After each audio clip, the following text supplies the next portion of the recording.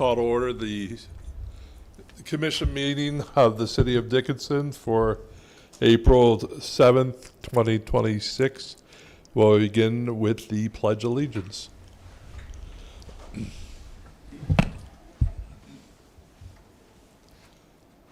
I pledge allegiance to the flag of the United States of America and to the republic for which it stands, one nation, under God, indivisible, with liberty and justice for all.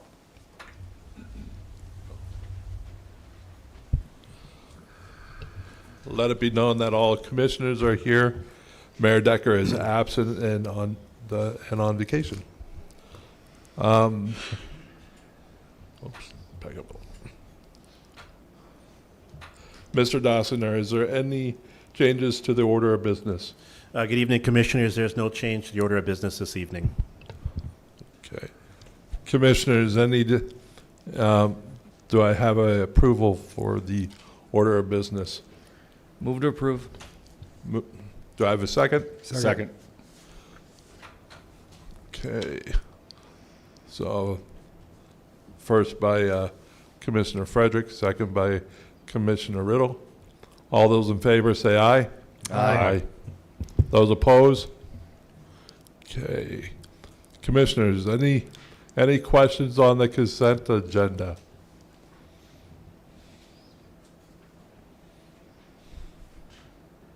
Hearing none, can I have approval for the consent agenda? Move to approve. Move to approve by Commissioner Murray. Do I have a second? Second. Second by Commissioner Riddle. Any further discussion?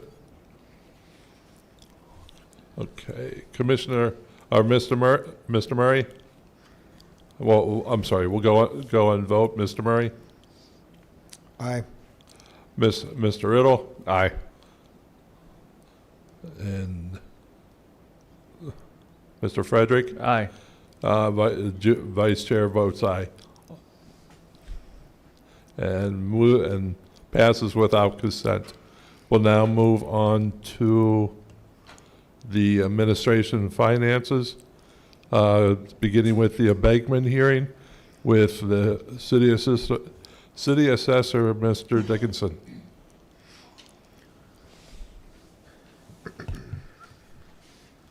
Good evening, Commissioners. We're here presenting the 25 abatement for the Blosky property. Last year at BOE, they brought up some objective changes for their property, and the changes did not get made for the 25 assessment year because the assessments had already been certified at that point, so they were advised to file an abatement for the 25 assessment once they received their tax statement in the mail. During 25, we did have a big review of their property based off the blueprints originally, which is what our sketch was put into the system as, and we did have some objective errors on the property, and those errors were corrected. So then and moving forward, we did make those objective changes in the system, so everything should be correct at this point. So we are recommending approval on the $384,000 abatement that they had filed for this year, this previous year's assessment. And if you have any questions, I'm free to answer them, but this was a pretty straightforward correction of error only. Nothing subjective brought into the picture at all. Commissioners, any discussions or questions for Mr. Dickinson? Hearing none, do I have a motion for approval? Mr. President, move to approve. Okay, a motion by Commissioner Frederick. Do I have a second? Second. Second by Commissioner Murray. Any further discussion? Hearing none, I'll now move to vote. Mr. Frederick? Aye. Mr. Murray? Aye. Mr. Riddle? Aye. Vice Chair votes aye. All those in favor? Motion passes. Thank you, gentlemen. Thank you. And then I'll now move on to a proclamation. We have a proclamation here on Child Abuse Prevention Month proclamation.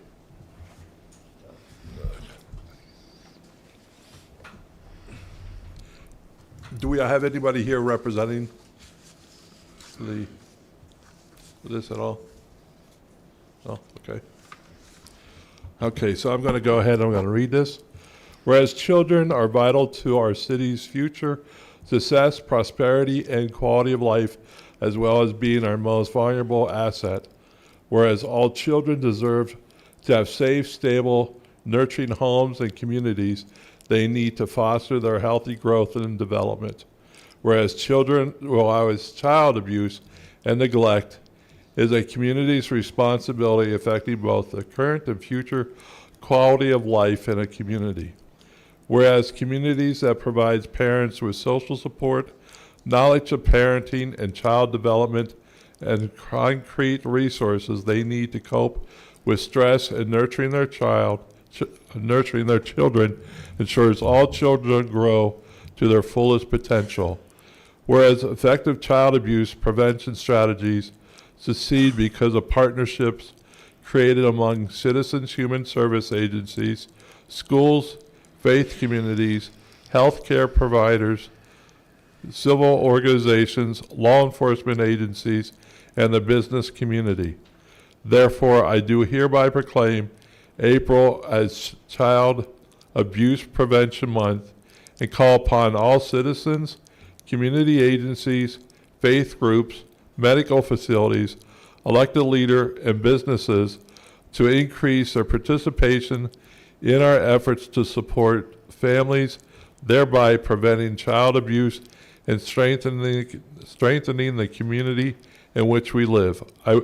In witness thereof, I have hereunto set my hand and caused this seal to be fixed. And Dr. Robert Baer.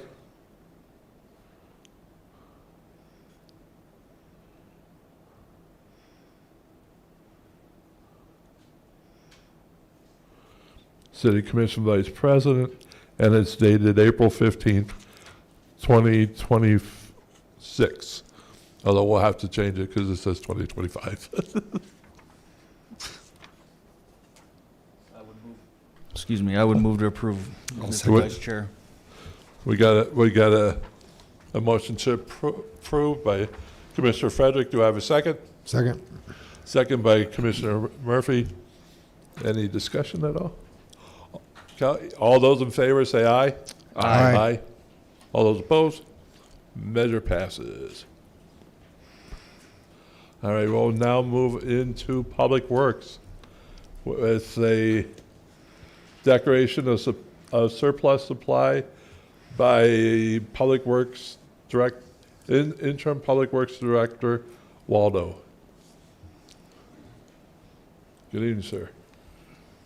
Good evening, Commissioners. I don't have a memo put together for you for this resolution, but I did want to come up here just to tell you that normally we do an auction every couple of years. We let our surplus property kind of build up to a bulk amount, and then we put a resolution before you to declare it all as surplus.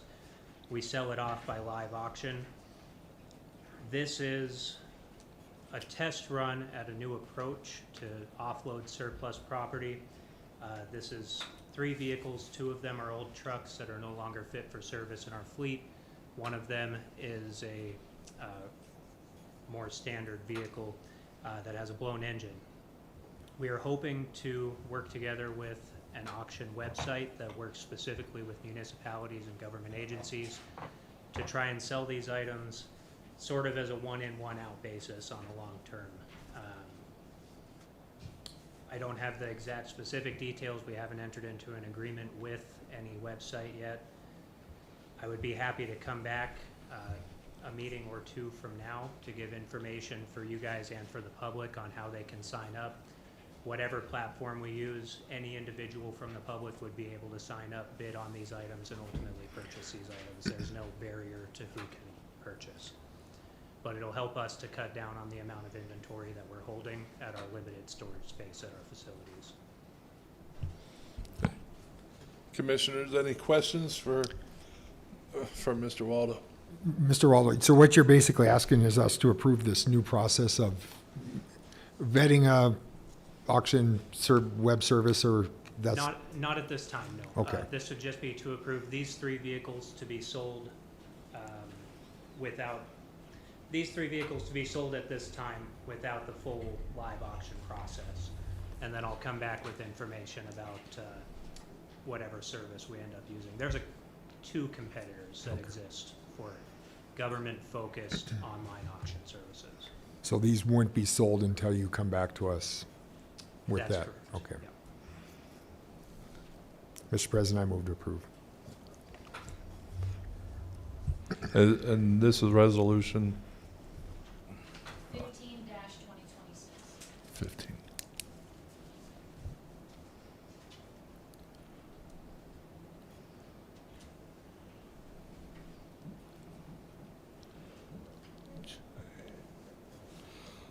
Okay, and we have a motion made by Commissioner Murray. Do I have a second? Second. Second by Commissioner Frederick. Any further discussion? We'll proceed to vote. Commissioner Murray, Aye. Commissioner Frederick, Aye. Commissioner Reddill, Aye. Vice Chair votes aye. Measure passes.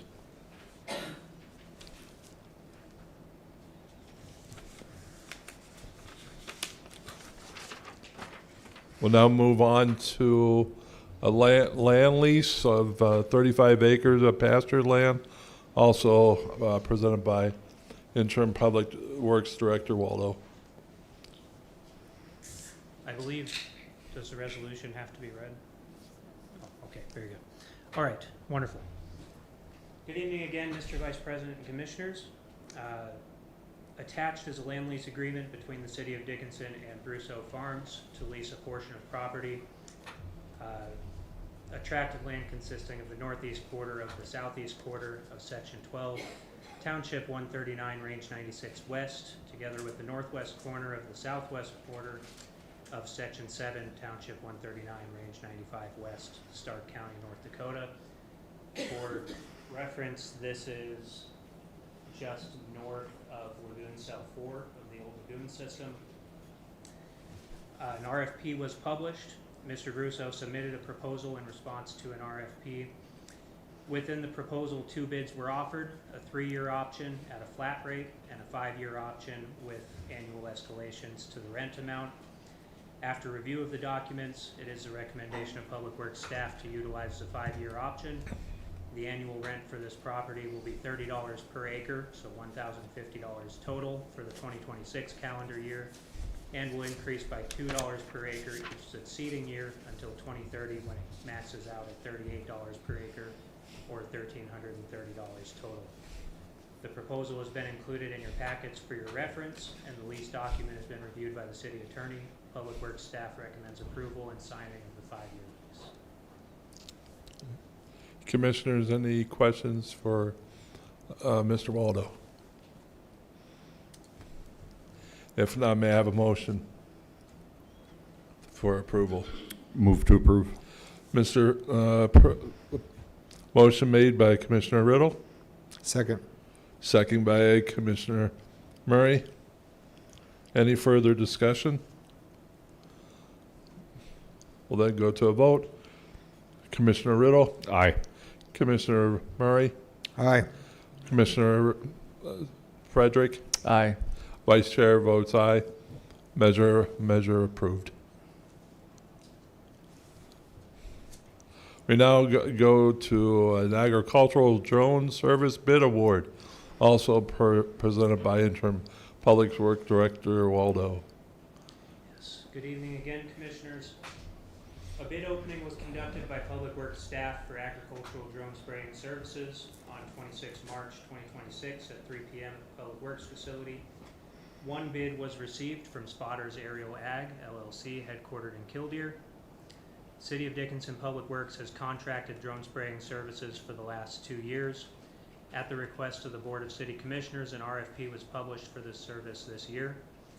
Through the RFP period, staff fielded phone calls from 3 interested contractors. However, unfortunately, only 1 put in a bid.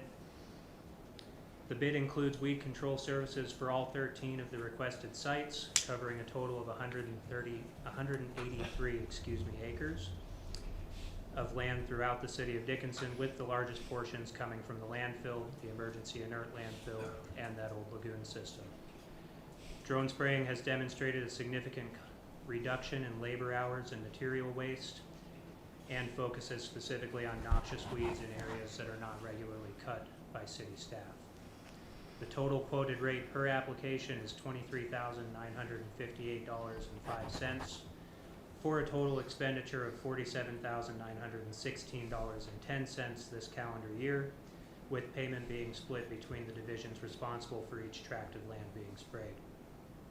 Based on the attached proposal, Public Works staff recommends utilization of Spotters Aerial Ag for drone spraying services this year. And again, I did include the proposal in your packets for this one. Commissioners, any questions for Mr. Waldo? Hearing none, may I have a motion for approval? Move to approve. Motion made by Commissioner Frederick. May I have a second? Second. Second by Commissioner Riddle. Any further discussion? We'll then go to a vote. Commissioner Frederick, Aye. Commissioner Riddle, Aye. Commissioner Murray, Aye. Chair votes aye. Measure passes. Thank you, Commissioners. Have a good night. Thank you. Thank you. We'll then move on to community development, beginning with Energy Center 6th Edition Development Agreement, presented by City Planner Burchak. Good evening. Good evening, Commissioners. Natalie Burchak, City Planner. So for your consideration is a contract with Dickinson Energy Park LLC for a land swap of approximately 2.1 acres of city-owned land for approximately 1.9 acres of land owned by Dickinson Energy Park LLC, as well as a construction agreement for stormwater management and sanitary sewer improvements. So Dickinson Energy Parks LLC will be responsible for the initial construction and installation costs of all stormwater management and sanitary sewer improvements, and the city will take over maintenance of the infrastructure after initial construction. As you can see on the map, everything that is highlighted in yellow is currently city-owned property that would be transferred over to Dickinson Energy Park LLC, and everything that's highlighted in blue is property owned by Dickinson Energy Park that would be transferred over to the city of Dickinson. The purpose of this land transfer is to grant us more land around one of our lift stations that's just on the southwest corner, as well as to maintain access to that lot that we own on the west side of this property. City attorney has reviewed this contract and had no additional comments. As of now, city staff would recommend approval of this development agreement contingent on the approval of the associated rezone RAZ-001-2026 and the final plat FLP-001-2026. Okay. Any questions, Commissioners, for Ms. Burchak? Hearing none, may I ask for a motion for approval?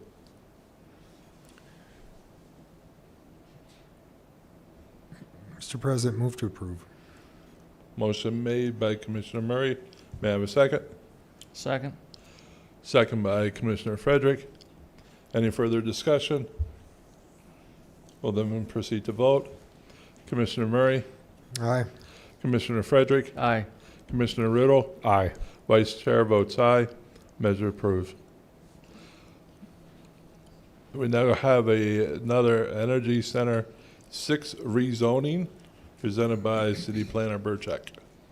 Thank you, Commissioners. So the applicant is requesting approval of a zoning map amendment from general industrial and public to public for Lot 1 of Block 1 of the Energy Center 6th Edition subdivision, a zoning map amendment from general industrial to public for Lot 7 of Block 1 of the Energy Center 6th Edition subdivision, and a zoning map amendment from public and general industrial to general industrial for Lots 5 and Lot 6 of Block 1 of the Energy Center 6th Edition subdivision located within the city of Dickinson.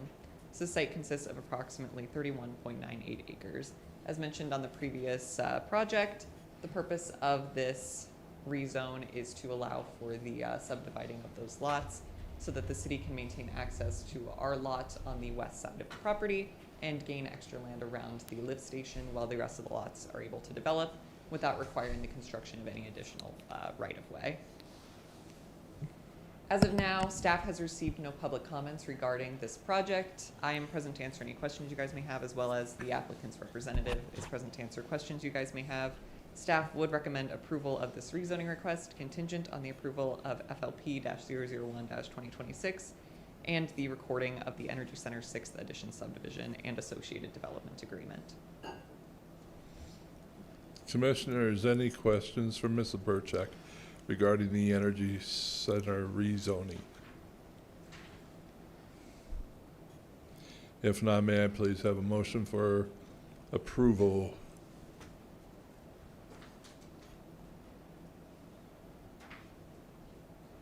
Mr. Vice President, move to approve. Motion made by Commissioner Frederick. Do I have a second? Second. Second by Commissioner Riddle. Any further discussion? If not, we will go to vote. Commissioner Frederick, Aye. Commissioner Riddle, Aye. Commissioner Murray, Aye. Vice Chair votes aye. Measure passes. We'll now move to final flat, Energy Center 6, final flat major subdivision, also presented by City Planner Burchak.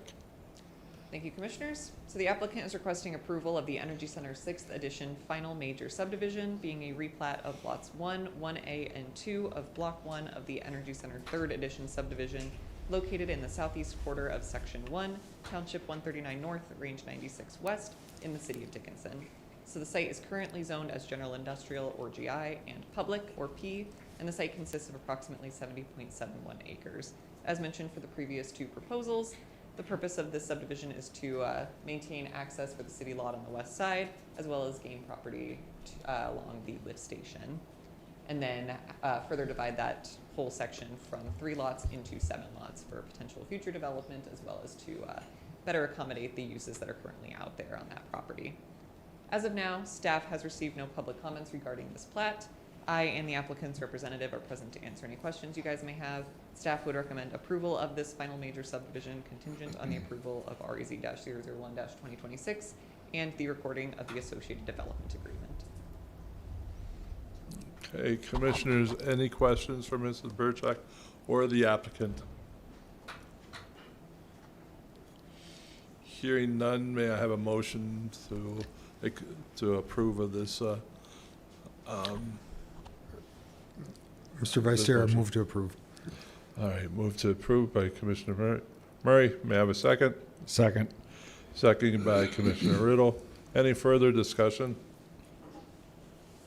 Hearing none, we'll proceed to vote. Commissioner Murray, Aye. Commissioner Riddle, Aye. Commissioner Frederick, Aye. Vice Chair votes aye. Measure passes. Okay. Vice Chairman, just to make sure that Ms. Vinstock has it correct, we will put resolution number 16-2026 on that. All right, thank you.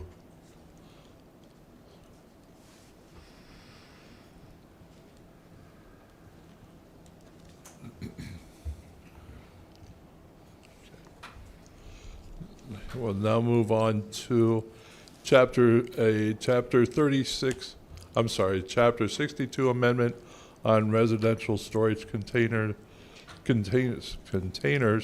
presented by City Planner Burchak. Thank you, Commissioners. Community Development Staff is requesting approval of a zoning text amendment to the notes in Table 62-162-2 permitted uses by zoning districts in Section 62-162 Development Regulations in Chapter 62 Zoning of the Dickinson Municipal Code to prohibit the use of storage containers as accessory structures in residential zoning districts within city limits. This amendment also subjects storage containers located outside of the residential zoning districts within city limits to the same screening requirements as any outdoor storage uses. So the amendment essentially adds the line at the end: intermodal storage containers as defined in the International Building Code are not permitted within city limits in the R1, R2, R3 mobile home or downtown commercial zoning districts for a period of greater than 30 days. In all other zoning districts, storage containers shall be subject to the outdoor storage screening requirements. This is the second reading. This ordinance had its public hearing at the previous city commission meeting. Staff would recommend approval of this text amendment, and I'm present to answer any questions you guys may have. Commissioners, any questions for Mrs. Burchak?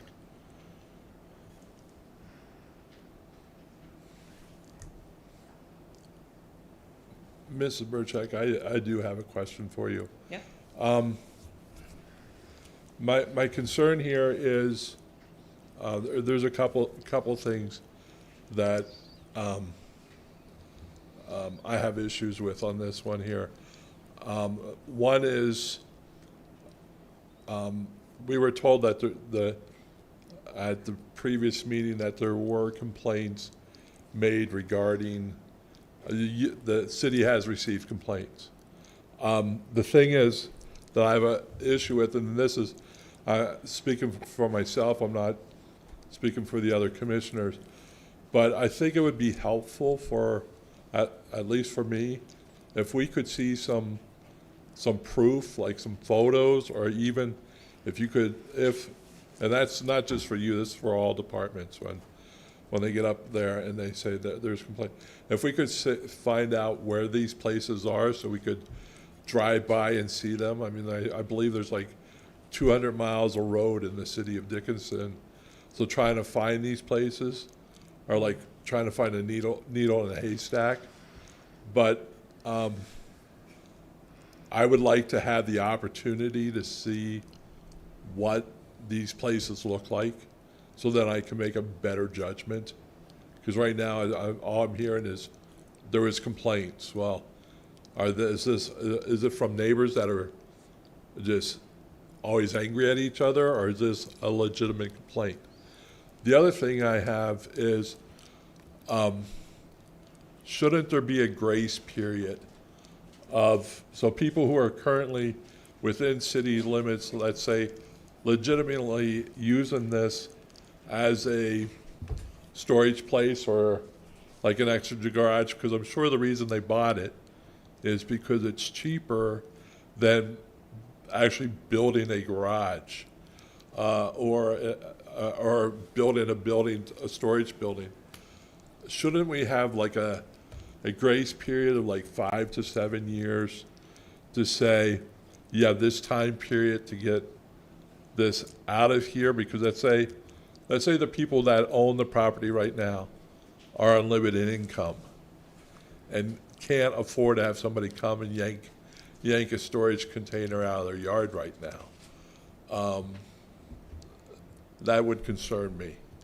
So to address that issue, if they were previously permitted structures, which a lot of the ones that would currently exist in that situation you're describing would be, they would be allowed to remain as non-conforming structures until the property owner submits for another building permit or subdivision or some kind of development application.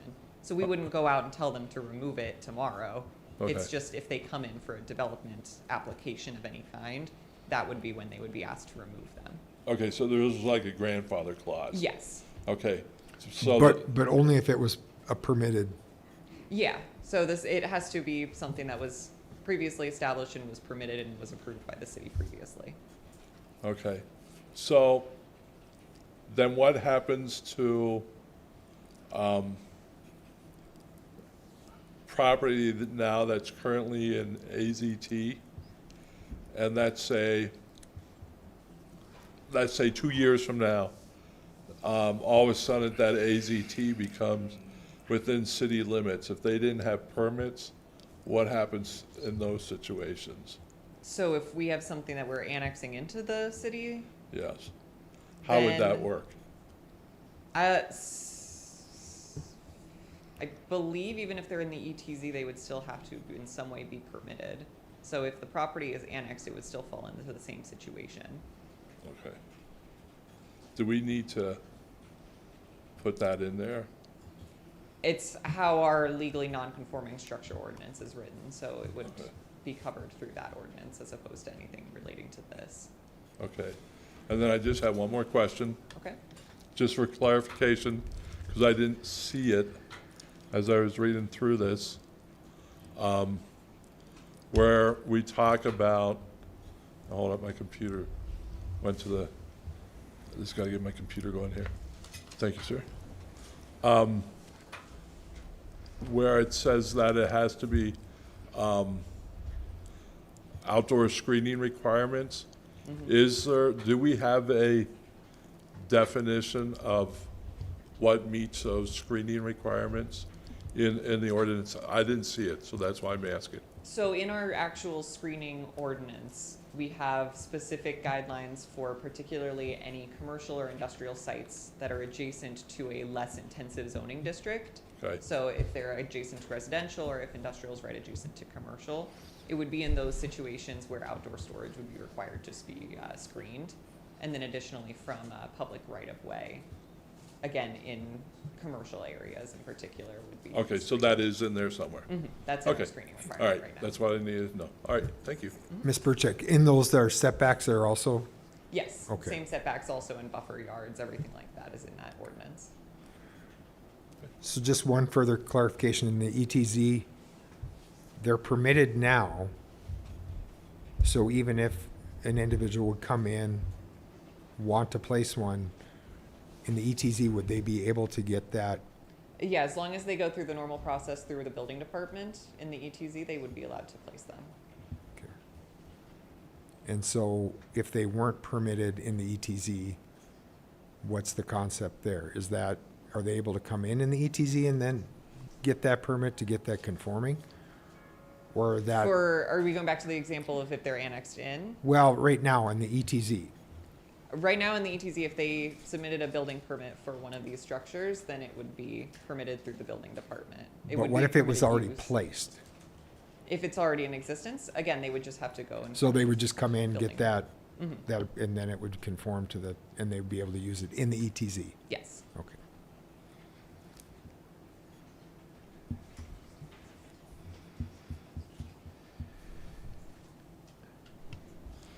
Commissioners, any further questions for Ms. Burchek?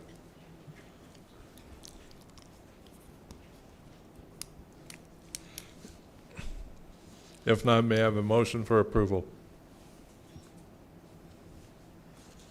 I mean, just reading this, it's only restricting it in R1, R2, R3, MH, and DC, which we wouldn't have that zoning in the ETZ, correct? R1 is in the ETZ, and mobile home, there's a couple locations in there. Okay. But particularly, that language also was, previously, this was written to also include rural residential zoning district. Since it was taken out of the ETZ, that Yeah. zoning district. But was there's removed. very little R1 in the ETZ. Yes, but there is still R1 in the ETZ, Okay. so just stating that it's only within city limits clarifies that Correct. that R1 would still. Correct, yep, okay. With that, then I move to approve. Okay. We have a motion of approval from Commissioner Frederick. Do I have a second? I'll second. Second by Commissioner Murray. Any further discussion?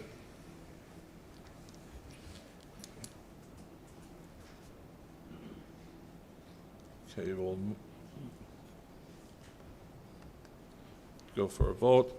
Commissioner Frederick, Aye. Commissioner Murray, Aye. Commissioner Riddle,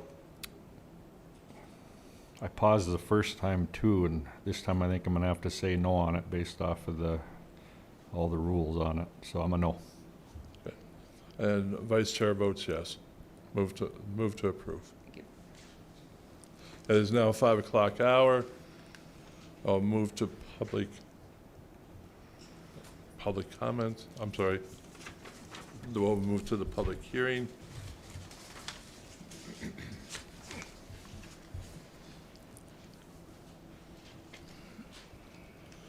I'll begin with the public hearing on Chapter 50 food truck license presented by City Planner Burchek. Thank you, commissioners. Let me just get everything set up real quick. So, community development staff is requesting approval of text amendments to section 50-75, commercial use of sidewalks and public grounds restricted, and to section 50-76, permitted uses of sidewalks, streets, or other public grounds, in chapter 50, streets, sidewalks, and other public places of the Dickinson Municipal Code, in order to update the definitions and licensing procedures relating to mobile vendors and mobile food units. This was heard and tabled at the previous city commission meeting, and at least for the time being, I'll go over the language that was added since that meeting at the request of the City Commission. So all changes to sections 50-75B remained the same of those definitions, adding the approved area definition, ice cream truck, mobile food unit, and mobile vendor corridor definitions. And then the next change was made to section 50-76-3 for item M. A mobile vendor may not set up chairs, tables, or other temporary seating in the public right-of-way. Chairs, tables, or other temporary seating may be set up on private property with written permission from the property owner. So this still prevents any food trucks from setting up tables or chairs in the public right-of-way, but if they're operating on private property, they are able to set those up as long as they have permission from the property owner. And then for item S, mobile food units must be mobile and must be removed from approved areas when not open for business. Mobile food units may remain overnight on private property provided written permission has been obtained from the property owner. A mobile food unit shall not function as a permanent structure. So this clarifies that they must be removed from approved areas, which is anywhere in our right-of-way as per the definition from 50-75. But they are able to remain on private property, again, with that written permission from the property owner. So these are to address some of those comments that were made at the previous meeting that allows them to operate for longer periods of time if operating on private property. With that, since those changes have been made, staff has not received any public comments regarding this amendment, and I'm present to answer any questions you guys may have. Staff would recommend approval of this text amendment.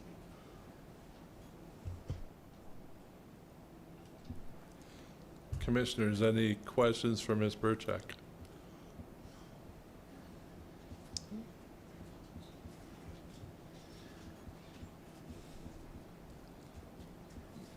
Ms. Burchak, I do have a few questions. As in like the approved areas. So hypothetically, let's say the grub tub is closed. So if it's like a Saturday or a Sunday and a vendor wants to, a food truck wants to pull up against over here at Legacy Square, they would not be allowed to do that because that's not an approved area?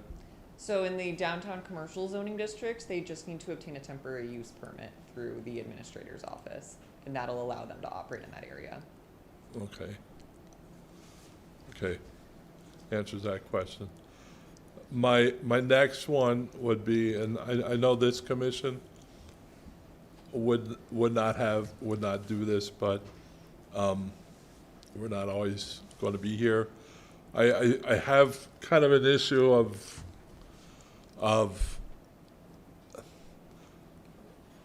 trying to protect children wanting to have lemonade stands. I mean, I know that's a big thing for the sheriffs. And they're going to put their lemonade stand outside their house on public sidewalks. They're going to have their signs there. And, I mean, they're not going to go up to public health and check and see if their lemonade is safe to drink or not. I mean, we're assuming it is. How do we, I don't see, as I read this, they would not be allowed to do that. So that question came up at the previous meeting. We Yep. did a little bit further digging into our municipal code. There is a separate section in chapter 50 that allows for those kinds of smaller scale setups to go unpermitted in residential areas specifically. Which I could find the specific location. I don't have it off the top of my head where in the Okay. municipal code that is for the previous or for the next commission meeting, but that is in there that protects those businesses or. We'll Let- say businesses. right. I don't have a better word. Well, I mean, I'm thinking like for like lemonade stands, the Girl Scouts, church groups that have bake sales. I mean, Yeah, where- for how are, I want smaller to make sure they're protected, that they can do what they're doing, Yeah, and this doesn't limit them. yeah. So they are protected through different ordinances than this. This ordinance is specifically for mobile food vendors. It won't affect those kinds of smaller stands because those are not considered as mobile. Those are actual, like, stationary locations. they're not operating out of vehicles typically. Okay. And then there was one, and there's one area here that said that a mobile truck cannot put skirting around the outside of it. So what if a vendor, in order to protect its tires, to prevent children from crawling underneath, wants to put some kind of a skirt, as a protection for their, for the public? They won't be allowed to do that, is that correct? So what we were finding with skirting is that typically a mobile food vendor would utilize that to essentially become a permanent structure. So for something that's more of like a temporary skirting, I think we could work out an agreement if it was used for protection. But what we're mostly trying to cover is anybody using more permanent skirting that turns it into a permanent structure as opposed to mobile. Because when there is skirting, it's not really mobile anymore. Okay. And then the word permit, okay? Do we need to put in there what we consider as permanent?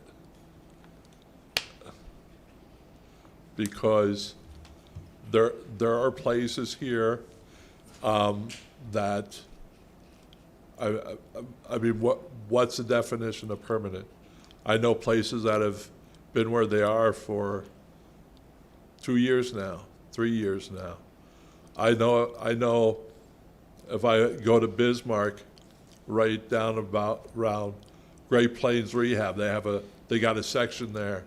Those vehicles are mobile. They have like a little section for food trucks. They're not moving. They're going to be there for a long time. So what's our definition of what's permanent?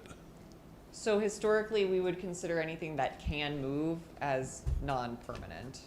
So if it was where it is still in an operable condition, even if it's maybe in the same location for an extended period of time, as long as it can move, would be what we would consider as impermanent.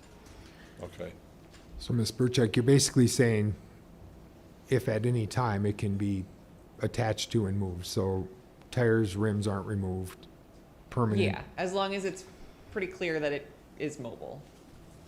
So again, as long as it doesn't have that skirting that makes it into more of a permanent structure, as long as everything is in operable condition, as long as it could be moved. So we're not basically referring to access to utilities or anything as that being deemed permanent if it's hardwired to a utility, electrical utility, even though it's movable? I think again, as long as it could be disconnected and mobilized.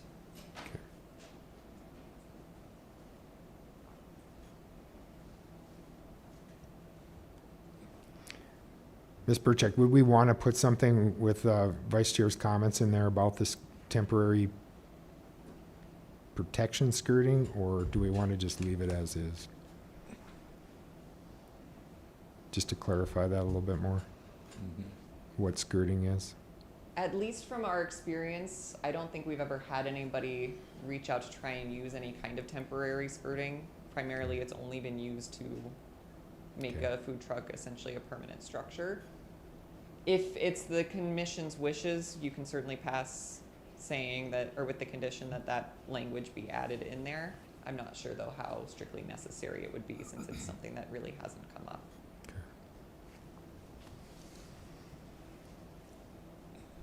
I think we need to put something in there. Okay. I mean, even if somebody just wants to make things look good, I mean, but yet they're going to take it down. I think they should be allowed to use skirting if they want it. Okay. I do think it does have the risk of essentially providing a loophole for people to have permanent skirting that then again turns it more into a permanent structure. Well, if we put at the end of a special event or at the end of your license, I mean, they get a permit, right, for it. it has to be removed, then wouldn't that take care of that loophole? Technically, the vehicle would have to be removed after the event, correct? For most of our special use permits. So on Yes. private property, That's the That's the- bigger concern, that's the concern there. which, again, since a lot of them operate on private property, they're not typically going to be as mobile. I don't know how much of a concern there is with like children's safety if they're getting under tires. The vehicle isn't moving very often. So I would be surprised if that was a heavy concern. I think ultimately, if the concern from the commissioners is related to the skirting in general, maybe that word just be removed instead of trying to create another definition. So that would be my recommendation.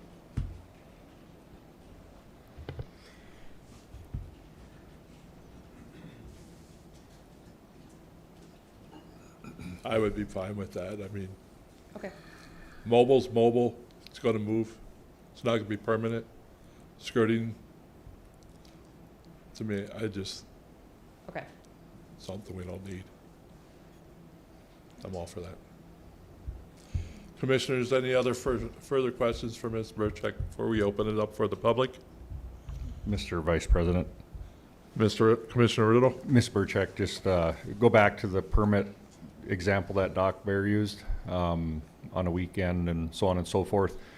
If they had no intention of being there on a weekend but had the opportunity to, is there going to be a way they can obtain a permit on the weekend? Since the administrator's office would be closed over the weekend, they would have to be something that they would have to finalize prior to that day. So specifically for the downtown commercial zoning district. In any other approved area, they could still operate there at day's notice. Okay, thanks. Any other questions? If not, we'll go open it up for the public. If anyone wants to phone in, phone number 701-456-7006. Anyone for the public?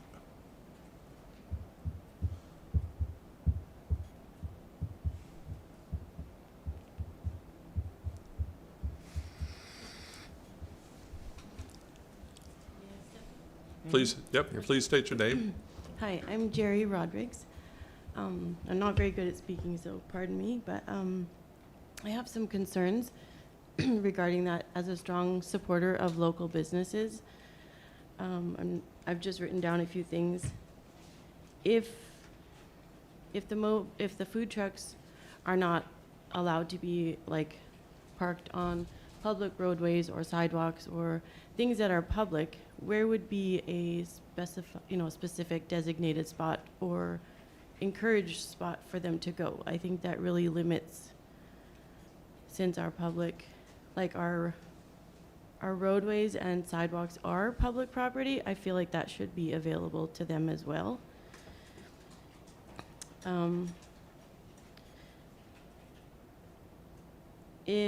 I also feel like if protesters are using their rights to be on the sidewalks or on a breachment or whatever you call that, I think that a business owner who's done the licensing as well to be there should be allowed to be on certain areas as well. A food truck is also based on the ability to be mobile, so I feel that maybe rather than limiting exactly where they could go, perhaps maybe putting limits, maybe this has already happened, but putting limits on the amount of days or the timeline that they'd be allowed to be at a certain spot. Then if people are concerned that maybe they're overusing it, they would know that, hey, their time limit is for this amount of time period or limit of days, instead of just removing that possibility for them to be there. I also think that skirting is important in several ways. There's like this safety and functionality, such as like our high winds that can cause like either debris or snow to be under the trucks depending on what time of the year they're out. And as a mother of small children, whether the vehicle's moving or not, I would have concern for children crawling around underneath of a vehicle and either maybe hiding and getting lost, whichever. So I would be for allowing skirting. That's just my opinions, and as a supporter of local businesses, and I think that the food trucks are important to our community. So, thank you. Thank you. May I address something? So, we're not blocking food trucks from operating on any public property. You can see on the map that's on the screen, anything that's highlighted in teal, and then those green locations on that right picture are where they would operate, as long as they've been permitted, but they don't need any prior city permission. Those would be our approved areas where they can operate at any time. So I also then think like that statement was valid, like if they were out of business, they wanted to go, hey, I'm gonna go for a weekend and park outside of a business that's closed. Trying to get the permits like ahead of time, I think it just is like limiting in a way that's not necessary. Yeah.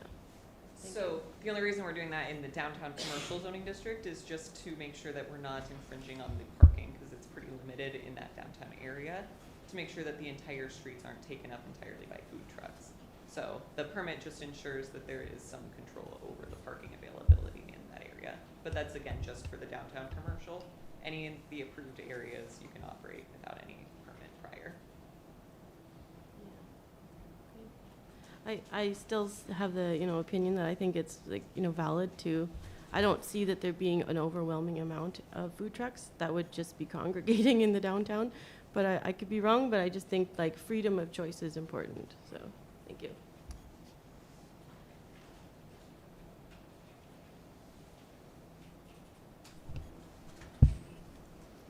Any other individuals would like to get up and speak on this? If not, I'm going to close public comment. Commissioners, any other further questions? Hearing none. Do I have a motion? Mr. Vice Chair, I'll make an approval with those amended language with the skirting requirement and the apparatus being mobile is the only requirement. Okay. I have a motion by Commissioner Murray. Do I have a second? Second. Second by Commissioner Frederick. Any further discussion? Hearing none, I'll call for the vote. Commissioner Murray, Aye. Commissioner Frederick, Aye. Commissioner Riddle, No.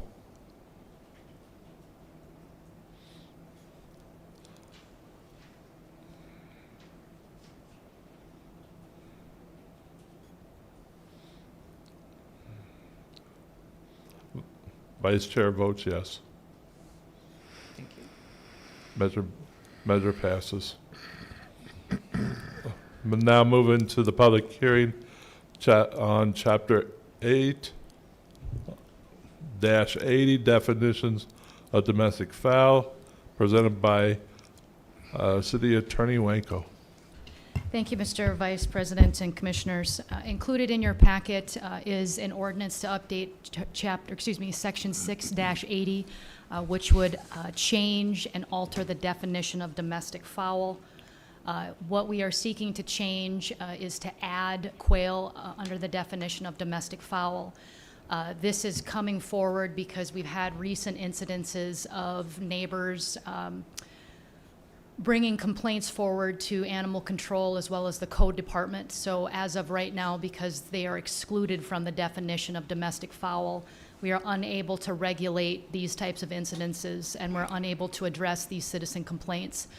So in conjunction with animal control as well as the code department, city staff is recommending the approval for the change in the ordinance to identify domestic fowl with the following definition. It means poultry which is valued for its meat and eggs, including but not limited to chicken, turkeys, ducks, geese, guinea, fowl, quail, and pigeons. And again, I do want to reiterate that this is coming forward per the request, again, in conjunction with the code department as well as animal control as a result of complaints received by neighboring property owners. So I would stand for any questions, and city staff recommends approval. Commissioners, any questions for Attorney Wanko regarding domestic fowl? Ms. Wenko, is pigeons included in the current section? Yes, Commissioner Murphy, that is included. The only thing that we're adding is quail. Okay. Second, how do we deal with rabbits? That's a different part of the section within the animal control, within Chapter 6. I believe there's a separate section with that identifies that. I don't know that off the top of my head, though, unfortunately. These are coming forward in the particular situation where we've had complaints. Noise with these types of animals is partly the issue. And so, like I said, we're unable to address them right now because technically it's not identified in the code section. And then my final question would be, are these animals free range, or is that the issue, or are they caged in that? Do we know? In the circumstances of which we have been presented, I believe that we're talking about animals that are in cages. I'm not aware of any situation where we've had any free roaming, but I think these have been in apartments or other residential situations where we've had, again, complaining neighbors with regard to these incidences. Is there another bird we're forgetting? So we I don't was have going to. to ask the same thing. I would think we covered them all, but again, I mean, these things come up. This isn't something that we just randomly picked out of thin air. This is becoming an issue, and we have no mechanism to address these concerns by citizens because it's not clearly identified. So this is the only way that we can address these concerns, is to make it unequivocally clear that it's not permitted, and then we can address it. I guess with the language, but not limited to, maybe covers things that we're not thinking of. Correct. We had conversations between myself, Animal Control, and the Code Enforcement Department that language seemed to be over-encompassing in case we did find something else. There's other birds out there, I'm sure, that may or may not cause disturbances, but for right now, this is what we felt was most appropriate to address the issue. So next would be, if we had doves, that would be and other? Is that what you're kind of referring to? It could be. And again, Commissioners, this again is complaint-based, right? So this is something where this issue has come forward and now we have to address it in some form or fashion. I haven't had any other incidences where we've had issues with any other type of bird other than these. Of course, we addressed chickens a while back, and it was the will of this commission that we were not going to move in that direction. So this, again, is just it helps us, helps my office, helps code enforcement, helps animal control be able to better address these issues when they arise. So we had some time going to be adding peacocks. Maybe, Commissioner Bear, if they cause an issue or disturbance, I suppose, but I haven't been presented with that situation yet, but hopefully this is enough, but this is what we're requesting at this time. Okay. Mr. Vice Chair, I was thinking more like pheasants and. I was thinking that too, but I've seen peacocks more on farms. But, okay, any other questions for Commissioner Wanko? Mr. Vice President, Yes, sir. Ms. Wanko. Is this just in city limits, or is ETZ included in this as well? Good question, Commissioner Riddle. This is just in city limits. We don't, this is not part of Chapter 62, which extends into the ETZ, so we're just talking city limits. Thank you. Okay, we'll open it up to the public. Anybody who has questions for Ms. Wanko, please present forward, or you can also call us in at 701-456-7006. Good evening, sir. Say your name, please. It's Vincent Cisneros. Okay. I have a question. It says, you said it's about complaint based, so it's not widespread throughout the city, correct? I'm sorry, what was your question? It's not, it's off of a complaint base, it's not throughout the city? So it's coming forward, we're asking to change the code because of certain complaints. So once that code would be changed, Okay. it would be applicable across city, within city limits. Okay, and then, so is there a statistic on it, or just a? No, I don't think that we've run the numbers to say that we've had 30 complaints in the last, 3 years. I think it's one of those things where we have a complaint that comes forward and we have to address it. And in this particular situation, city staff met and discussed it and felt this was the most appropriate way to move forward.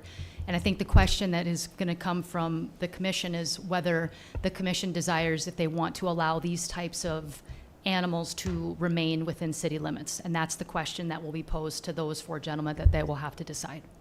Okay. I mean, I don't know if you guys know, but quail are regulated through the state. Do you guys know that? Yes, sir. They're a game animal. So, I mean, the people that have them should have a license. So, I mean, this could affect people, their income, stuff like that. I don't think that's fair for 1 or 2 complaints, if it's not a widespread, issue.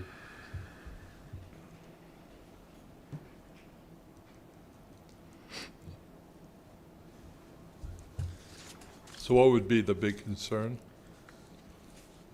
Small businesses, you can put a small business out of, could be a 4-H project,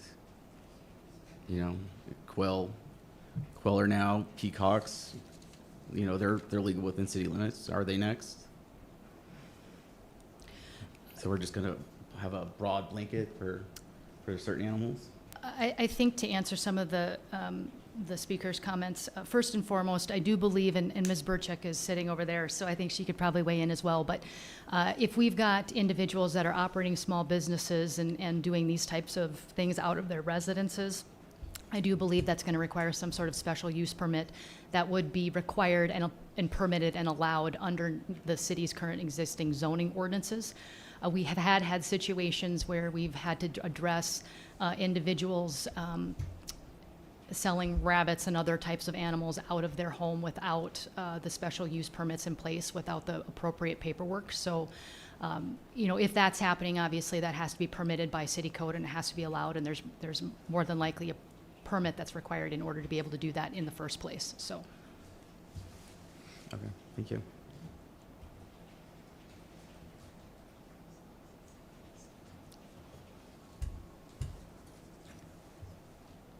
Hi. I'm too short for this. There we go. So my name is McKenna Cisneros. I'm his wife. I own Quail Lady 701 here in town. So I have quail, but I live out in the Sundance Cove subdivision. We have a double lot. It's over 18,000 square feet, and I have a coop of my birds. I don't have any complaints from any of my neighbors. Some of my neighbors, when I asked them to write a letter for this meeting, had no idea I even had them. They are very quiet birds. I can prove it. So, and I also am permitted to have them, and I've been permitted since last year of August. So it would be hurting my business and affecting the community because I participate in the markets. I sell my eggs. I sell to people who live out in the country to have like their own flock, and I haven't had any issues. So I guess moving forward, I don't know what's going to happen with that. I would have to tell my 4 kids, hey, we can't have our birds anymore. So I just don't find that very fair. Because, I mean, I have a whole LLC made out of it. So I just don't see how a few complaints, they haven't hurt anyone. Like, their birds, they're in a coop. They've not gotten loose. I've not had any issues with the coyotes coming and getting them or anything like that. Can you give us 1 second? Just 1 second. There's control room. There's some background coming over the speakers. Can we turn that off, please? Thank you. All right. Sorry about that. Okay. Go ahead. Go ahead, sorry. So what can we do about that? if this goes through, am I gonna have to get rid of all of my birds because of this, even though my neighbors basically didn't even know I had them? Ma'am, I think, if my memory serves me correctly, I believe that, is it SISNEROS? Correct. Okay, I think that part of this is arising out of incidences regarding your property. Oh, that's fine. So I think the point would be is that we are, again, looking for a mechanism to be able to address neighbors who have concerns. And the question that is posed to you, gentlemen, as I articulated to the other speaker here, is whether you feel that it's appropriate to have these types of animals and fowl within city limits, and what are essentially the outcomes in allowing that. That's the question that you have to answer today. So you are in city limits. Do you have a, Technically, yes. yeah, It's just you a are, subdivision, yeah. yeah, you are in city limits. I mean, But the field to our backyard is not. did you apply for a special use permit to run a home-based business? No, I was not aware I had to. Yeah, any home-based business in the city limits has got to get a special use permit. Okay, well then I will apply for that. Because I mean, I have my permit through Game and Fish, and they said that's basically all I needed to do in order to sell the eggs.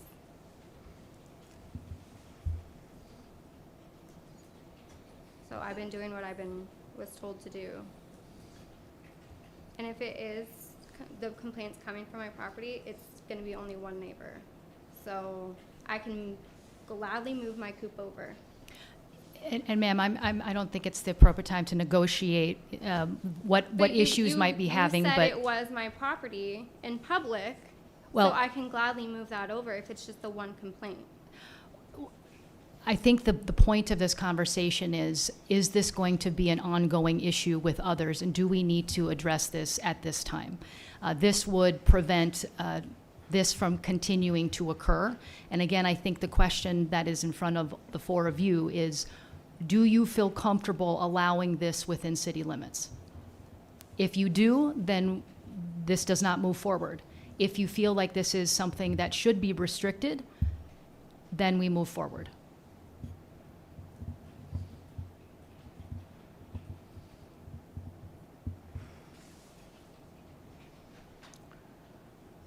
I mean, after that comment you made, I feel pretty targeted right now. And ma'am, I don't mean for you to feel targeted, but to indicate that there has been no complaints against the property, I think that's something that we need to address. So again, it's up to the commission to decide whether they feel it's appropriate to have this restriction. So this restriction would apply to you, but it would also apply to anyone else. So it's not as if it's to say that your property specifically, it's to say that as a city, But you're it is, basing it off of one complaint for one property, when there's hundreds of thousands of properties We are- in Dickinson. most of the time when we have certain circumstances that come forward, whether it's a mobile home development or something of that nature, it's complaint-based. And so when we receive a complaint, we have to look at how the code is currently drafted in order to be able to determine whether we have the appropriate mechanisms in place to be able to address those issues. And right now, because of the way that the code is drafted, we don't have the ability to be able to adequately address a citizen's complaint. So yes, it might be your neighbor, it could be another neighbor, it could be someone else down the road. Our responsibility is to check and see whether we have the appropriate code language in place to be able to address citizen concerns when these things arise. And so that's the question that's being posed to the City Commission this evening, is whether they feel it's appropriate that we take this step to allow us a mechanism to be able to address this complaint as well as many other complaints. So again, we don't have the ability to say to that citizen or to anyone else, we can restrict this. That's the commission's decision to make, is whether they're going to permit it or not. So they will have to make that call. Okay, and I understand that, but I'm just, making my case here. You said specifically it was my property. But like I said, I have over 18,000 square feet. I can gladly move them away, because right now where we have them is behind our house, covered for the winter time. But we have a whole lot next to us that we can put them to. and then there's a lot next to that with no house on it. So, I mean, you're basing this off of basically one property. So I don't want that to go and say, hey, just because you're in Dickinson, you can't have them. They're not a danger. Like, they don't pose, like, any health risks. I follow all the guidelines that I need to follow for sanitation and all that. So it's just this one neighbor who has lived there for less than a year is the only problem we have in the neighborhood, because I have messages from every single house that lives directly in front of me and next to me besides them. So, I mean, I don't know what else to say other than, And Ms. Serranos, I understand that, and I appreciate your comments. I think the question ultimately remains is whether the commission wants to allow it or not. And that will be the decision that they will have to make. okay, thank you. Ms. Wanko, one quick question. So in the hierarchy, does section 680 have variance over like a special use permit to run the business? So if it's in code, if it's not allowed, can you still get a permit? I will probably defer to Ms. Burchek on that, since she's a little bit more of the expert on the Okay. special use permits. Natalie Burchak, city planner. So typically, if something is not permitted in a different section, then it wouldn't be permitted via a special use permit. Okay. So that would be something that would be brought up to planning and zoning when a special use permit for a home-based business based on raising quail would be brought forward to them. Part of our recommendation of approval or denial would be, well, if quail are not permitted within city limits, then we would recommend a denial of that. We could certainly add language about not allowing them unless utilized for some kind of permitted business, but since it's a use and not a structure, grandfathering it in doesn't usually work as well. It's a little bit more tricky to actually enforce. Because I was told I didn't need a license or anything to sell eggs, since I'm not using it at a market. You should have been permitted though at this time, because you should have gotten that special use permit for a home-based business. Yeah, I think that the issue there is, you know, the actual selling of the commodity versus being able to conduct the business in the entity, which in the city of Dickinson If you're doing any supervises kind of the, home-based business, yeah, you need that special use permit. So So I, even everybody who sells their chicken eggs, their duck eggs, they all need that? within the city. within the city, if they're operating in their, Right. out of their homes, having people meet them at their homes, typically a home-based business. I go to the Special use permit farmer's would be market required. for it, so. You, if they're operating in a community commercial location, so if they're, say, having more of a personal business, but they're not selling it out of their residence, they're going to the, Prairie Hills parking lot and selling them there. Yeah. That would be permitted without the permit, because you're actually conducting your business in a commercial location. That's what I'm doing. 'Cause, yeah, I go to like the vendor shows. Are and you, I meet people, places to sell the eggs, 'cause I don't know all these people in my house. are you still raising Yeah. the eggs? That would still be part of your business then. If these people are, or if It's the action, not the, Home though. If you're operating the business at your home, so raising the actual chickens, that would still be a factor in that. So that would be a home-based business since you have the chickens at your house. so are you basically saying the address on the Secretary of State website of vendor would be, that's where you would base the business from, and this, if it was in the city of Dickinson, it would require that permit? Yeah, provided that the address is in a residential Z zone Okay. district. To add on to those comments, I mean, the reason why we require those special use permits for home-operated businesses is because we have the ability to place restrictions to address neighboring issues, concerns, where we can identify those things from the outset so it doesn't become an issue in the long run. So again, I think the question is, do you want to allow it? Well, and, I mean, this crosses over so many of our ordinances. I mean, raising of basically livestock or whatever, or eggs or for sale in a residential zoning district is, I'm sure, covered somewhere else in the zoning is not allowed already also.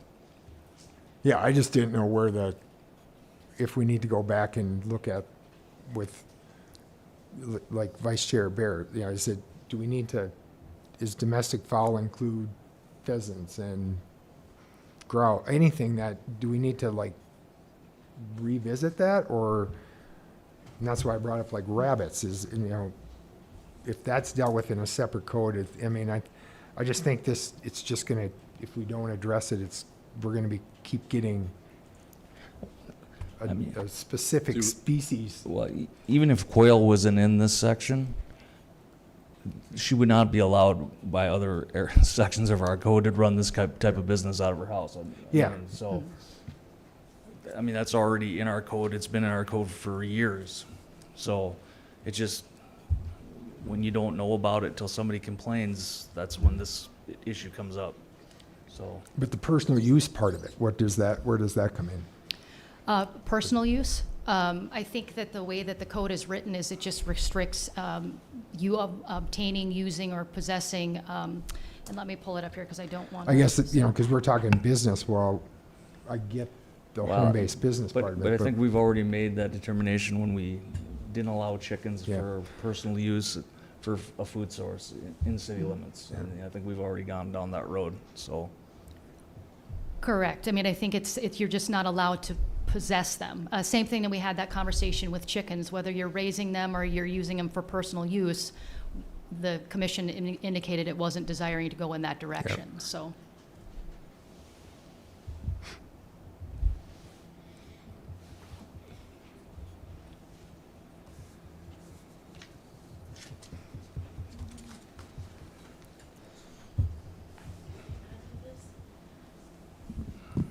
Again, I'm Jerry Rodriguez.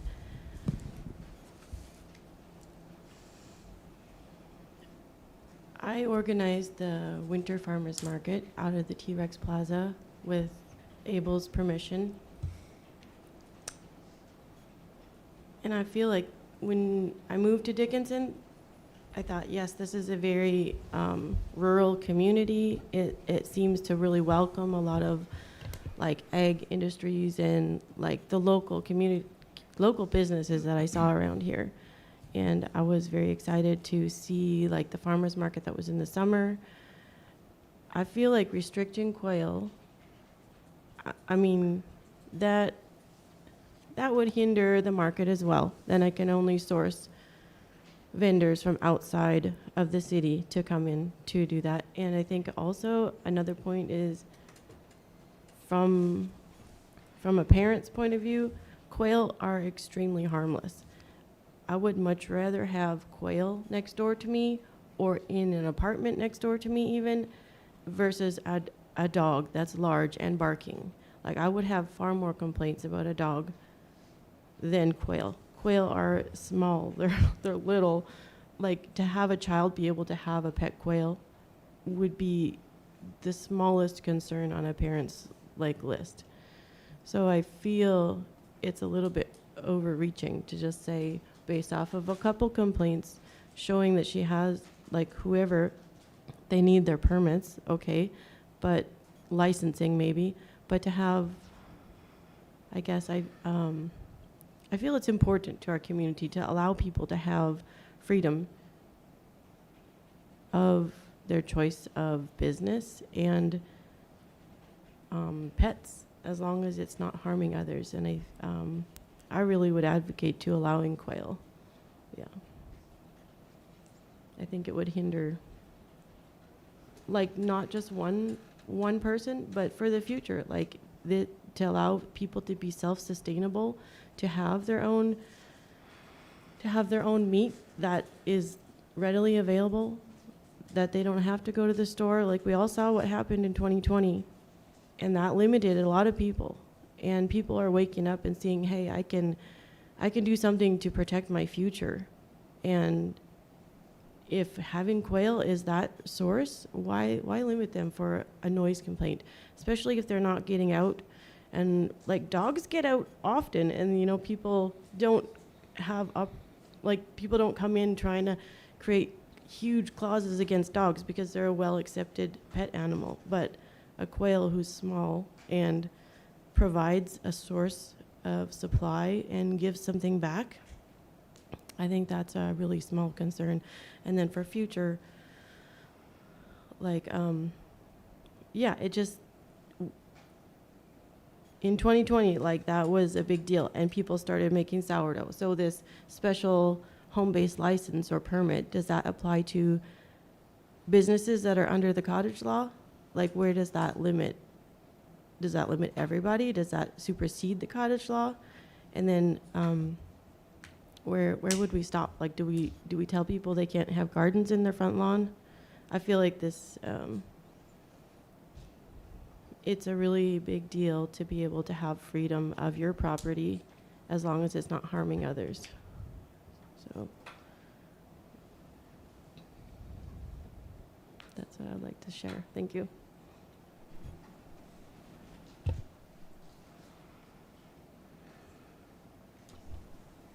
Hey, Can you please state your name? sorry, Willow Toritich. I drove over here. I don't have quail or any animals, but I will say that my family moved from Bismarck to Mandan specifically so we could have chickens, because Mandan, you are allowed to have chickens. When we moved to Dickinson, because you're farther west, more conservative, more agriculturally based, we thought it was a foregone conclusion that chickens were automatic here. So when we got to town and, you know, finished the move-in process or whatever, we just assumed that. And so anyway, we found out that obviously that chickens were not legal. I'm a mom of 7 kids on a single income, so we have to source our food very creatively. We have relationships with local farmers through this part of the state.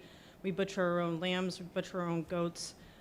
We work with other farmers to produce eggs and stuff so that we can feed our kids as economically as possible and also as healthfully as possible. So it seems to sort of run like afoul of like a conservative or a, you know, self-sustaining, freedom-loving ideology to like ban people from having like small bird, like quail are really small. If I was going to feed my kids quail eggs for breakfast, I'd have to have like 60 of them. Like they're super teeny eggs. And so like to just take literally the scraps of food that people are able to produce for themselves away seems really odd, like given the overwhelming culture in the area. The other thing that I was going to ask is like if policy gets made because people complain, like where does that stop? Because last year my kids got attacked by a dog that was known to be a problem, had multiple complaints on it. That dog still lives there. Thankfully, none of the kids were actually super injured, but like scared to death. So like, what's the ratio of quail complaints to dog complaints? And like, if we're talking about things that actually affect people, like dog bites can be very serious, even fatal. And so it just seems really odd that we would crack down on something that actually has a purpose that serves people, but then allow actual dangerous things. And I'm not saying we should get rid of dogs. I love my dog, so please not get rid of the dogs. I'm just saying it doesn't make any sense that we would allow animals that serve absolutely no like purpose for most people. They're just pets. They don't serve like a job purpose. They don't serve like a food purpose. We don't eat our dogs. And so why would that be totally fine, but something that can actually take care of your family? And again, like 2020 was a real thing. We're literally at war with gas prices going up, so we're going to end up in the same situation where people are really strapped. And for us, we literally, I haven't bought meat in the grocery store for ages. I can't afford to spend $30 on a thing of meat that my kids will eat for not even an entire meal. So we get all of our meat and eggs from people that we have personal relationships with. And so I wasn't on the brink of getting quail right now because I got a lot of stuff going on, but it's definitely been something in the back of my mind to potentially add into our infrastructure for our family. And so then when I saw that you guys were potentially even going to ban quail, it's like, well, dang, how can you be sufficient and take care of yourself? And like she said, is it gardens next? Like, is there going to be a rule that you can only have grass in your front lawn and I can't like garden in my front lawn to put food there? Like, food sovereignty is kind of like the basic of human need, right? And I understand why you can't have a cow in town for reasons, but like small things that maybe somebody might be annoyed at the noise. Like people are annoyed at the noise of kids. Do we ban kids?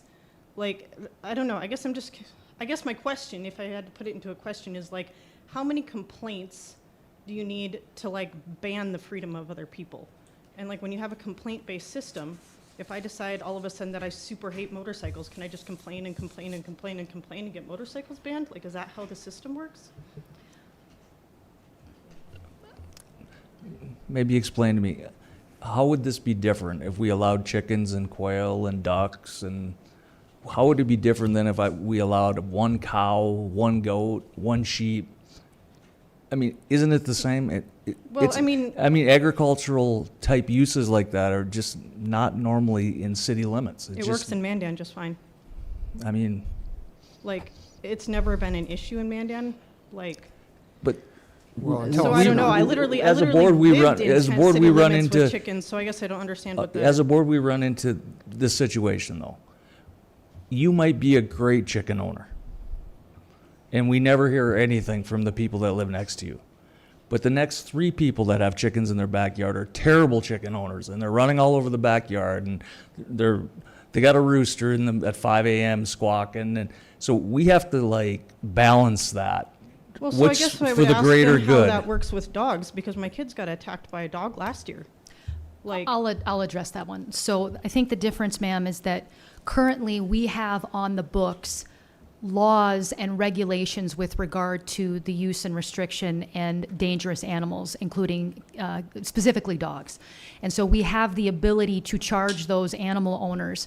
And whether someone gets charged or not is based on a lot of different factors. It's based upon the seriousness of the incident. It's based upon whether there's been previous or documented incidences with regard to that animal and the nature of the incident. So the difference is that we have the ability, we have the code, we have the mechanism to address and deal with property owners who are animal owners that are not taking it seriously, especially with regard to dangerous animals. The difference here is that we don't have anything in code that allows us to address the issues that come forward with regard to citizen complaints. And when it comes to citizen complaints, ma'am, every complaint matters. We address every complaint. We look at every complaint. We don't ignore them, and we don't say this one isn't going to be sufficient, and we don't care about what that citizen thinks.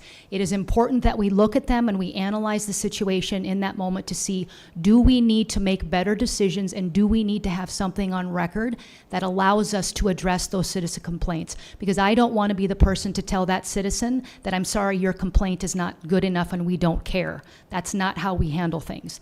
So in this situation, we took that complaint very seriously. We discussed it internally, and we said we needed to bring something forward to the commission to be able to put them on notice for them to decide what they think is permissible within the city.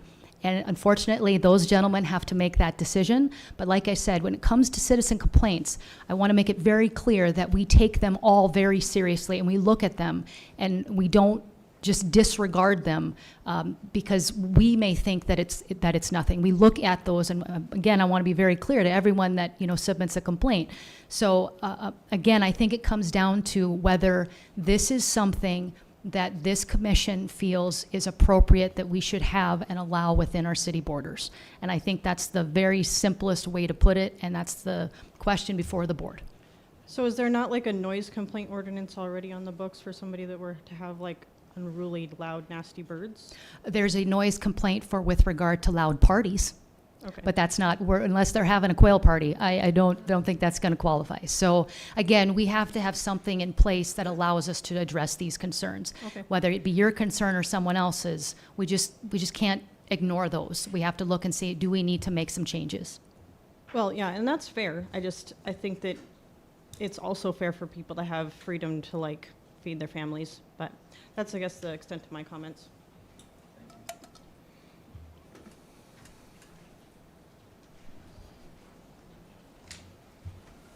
Hi, this is Jerry Rodriguez again. I felt like we maybe didn't get, I liked her question. What is, if this is complaint based? So if every complaint is valid, how is the severity of the complaint received and decided upon? Or is there okay, we've received 10 complaints now, we're gonna check into this? What is that answer? Ma'am, I would be more than happy to have a conversation with you outside of this meeting on how I determine that, but that's a process that I make, and especially when it comes to a a criminal, especially if there's a situation where it may rise to the level of criminal conduct, I would be more than happy to have that conversation with you, again, outside of this meeting to help you better understand what that process looks like. But for the purposes of this, like I said, we look at complaints, we address them, and we make a decision whether it's something that we need to bring forward to address. But again, whether it's one citizen complaint or whether it's 20 citizen complaints, it is something that we take very seriously, and it's something that we look at. And I think, again, this is something that could become more of an issue, and I think this is one of the things where the commission has to look at and say, do we need to take a look at this now before it becomes more of an issue in the future? Okay, so can we clarify what type of complaint it was? Was it noise or was it smell? What was the type of complaint regarding the quail? I will tell you that it resulted from a prior potential, actually, ma'am, I don't want to speak out of term and say it incorrectly, but I do believe that there was some noise issues that were involved as well. Obviously, we also have concerns anytime you have animals, there's issues with cleanliness and things of that nature as well. Did they voice those concerns about cleanliness? I don't recall in reading the report. It's been several months since I've actually They looked at voiced it. concerns about noise, or Yes. was this other noise from like children? Noise was specific regard to these Specific? animals. But So if there's no noise complaint regarding like dogs or whatever, like you said, a quail party, you know, that'd be a different thing. So would it be more reasonable to have like a noise restriction instead of just getting rid of the quail? Ma'am, I'm going to have to limit your time. Sure. We, no problem. we, many meetings Okay. back, limited time Sure. that you're allowed to be up at the podium to 5 minutes, and Okay. how often you're allowed to be up there. Okay, I was unaware. So I'm going to Thank ask you to please Thank you for your wrap time. it up quick. Okay. Any further questions? If not, I'm going to close public comment. Commissioners, any further discussion?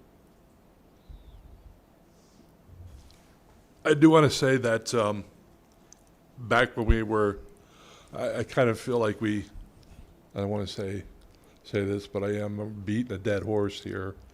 We've gone over this multiple times when we're talking about chickens and that, and I know that I went and spoke specifically to public health, and they said that this would be a disaster back when we were talking about chickens because other types of domestic birds like ducks and geese and that, because there is such thing as the different diseases that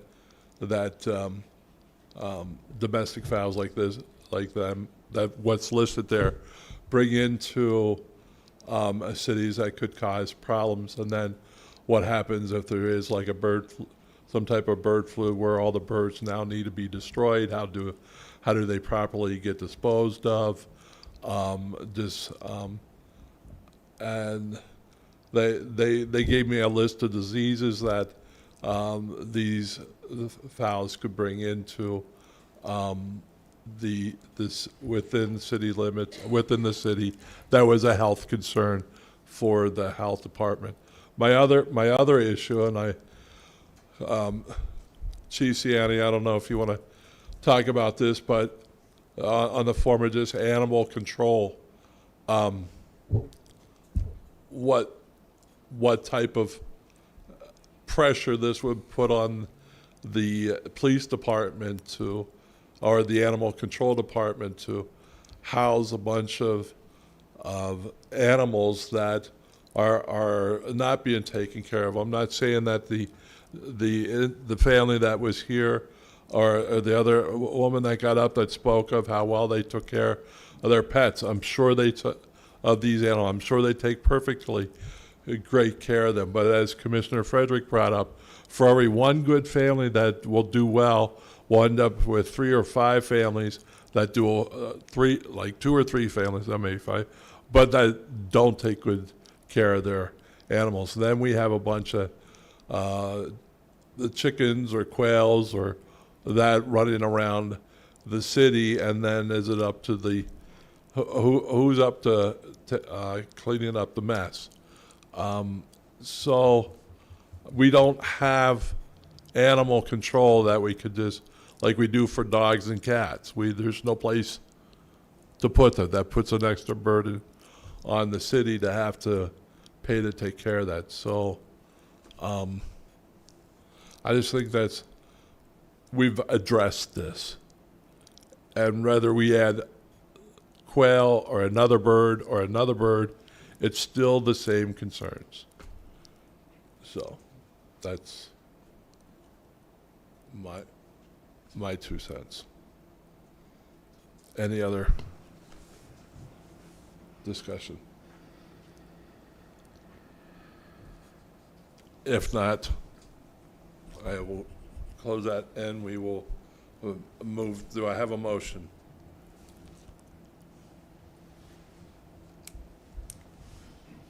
And then this would be ordinance 1853.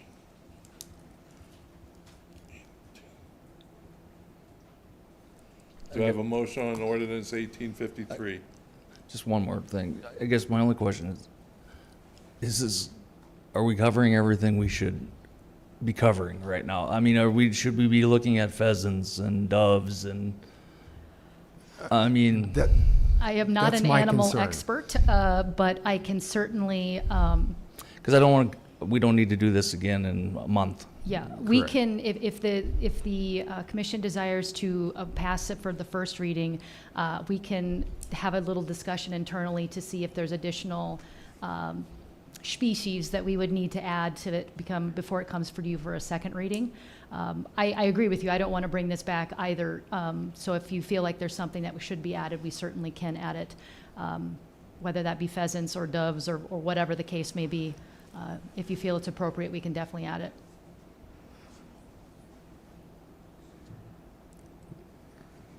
I guess I would agree with Commissioner Frederick. I think we need to, we get kind of granular in this where we're, today it's quail, tomorrow it's pheasants, then it's doves. But, like I alluded to before, I think when we look at, specific rabbits, we have code for rabbits, correct? From, I do believe so. I think they fall under a different definition.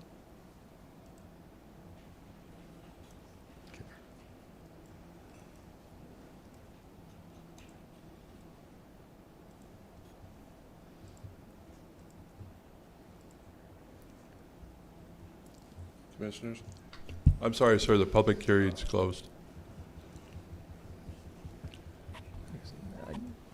I just go back, and look at is raising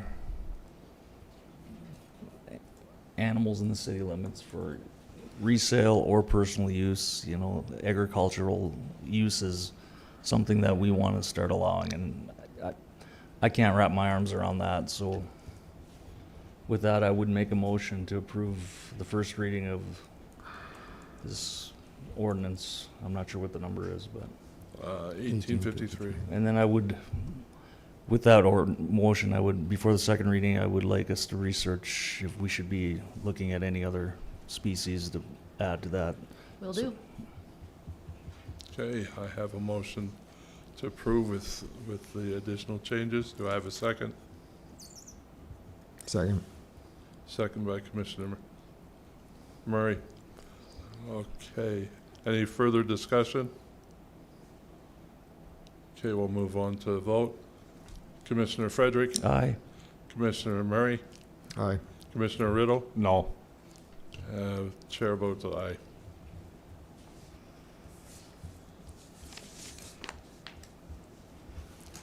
Okay, we'll move on to Chapter 22, Tobacco Sales and Possession, also presented by Attorney Waco. Thank you, Vice President and Commission.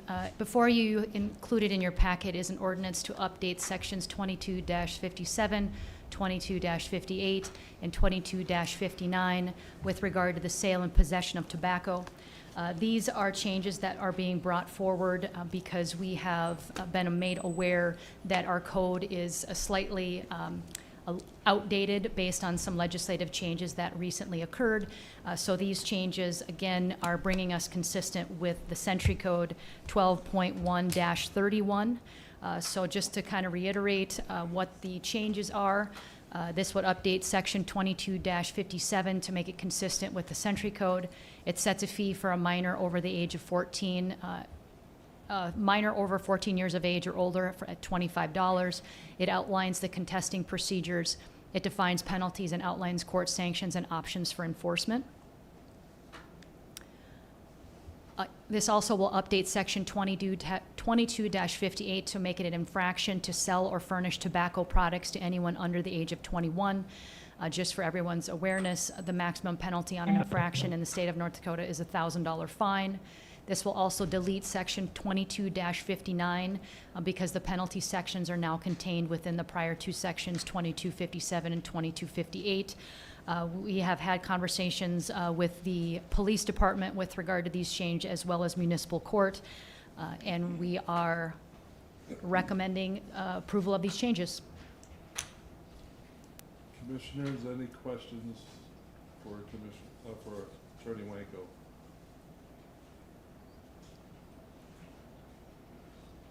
If not, I open it. Nope. Sorry. If not, I open it up for public comment. If you want to come up and make a comment on this, if you're at telephone, 701-456-7006. You can call in. Anybody in the public would like to get up and talk?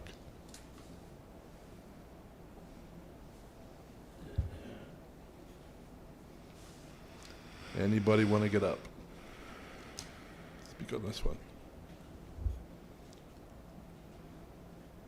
Hearing none, I'm going to close public comment. Commissioners, any further discussion? And this is ordinance 1854? Correct. Okay. If not, do I have a motion to pass ordinance 1854? Mr. Vice Chair, I move to approve. Okay, you got a motion from Commissioner Murray. Do I have a second? Second? Second by Commissioner Riddle. Any further discussion? That was me, actually. Oh, I'm sorry. I'm sorry. You were not. But second by Commissioner Frederick. Any further discussion? Okay, we'll move on. We'll move for a vote. Commissioner Murray? Aye. Commissioner Frederick? Aye. Commissioner Riddle? Aye. And Vice Chair votes aye. Measure passes. Move on to we have a Chapter 4-48 Domestic Winery License, also presented by City Attorney Wanko. Thank you, Vice President and Commission.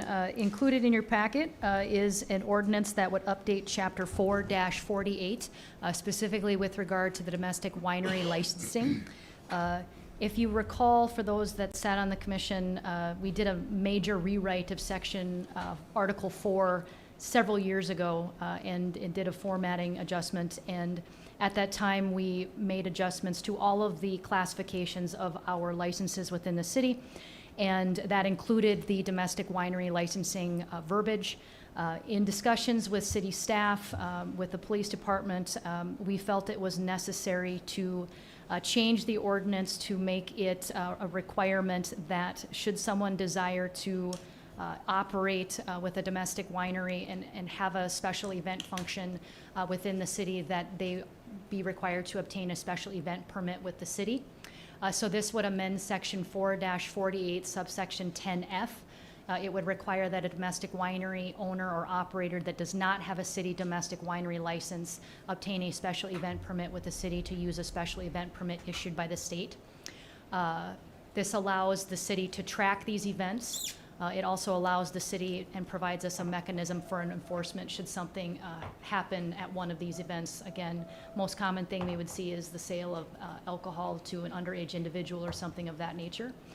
So this does not automatically restrict a domestic winery owner from operating within the city. It's just that they must require or obtain a permit from the city. And I'm sure Mr. Dossinger or Mr. Ciani can weigh in on their thoughts from city administration and/or the police department. But city staff would recommend the change, and I would stand for any questions. Okay, Commissioners, any questions for Attorney Wanko?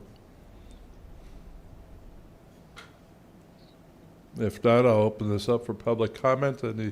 Any member of the public would like to come and make a public comment? If you want to call in, 701-456-7706.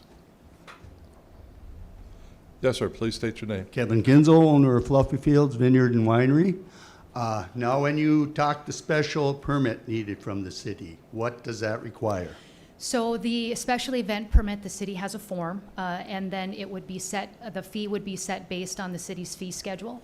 So the form is a pretty simple document. I think it's maybe 1 or 2 pages that you fill out that identifies what event that you would be hosting, the date, the time, the location, things of that nature.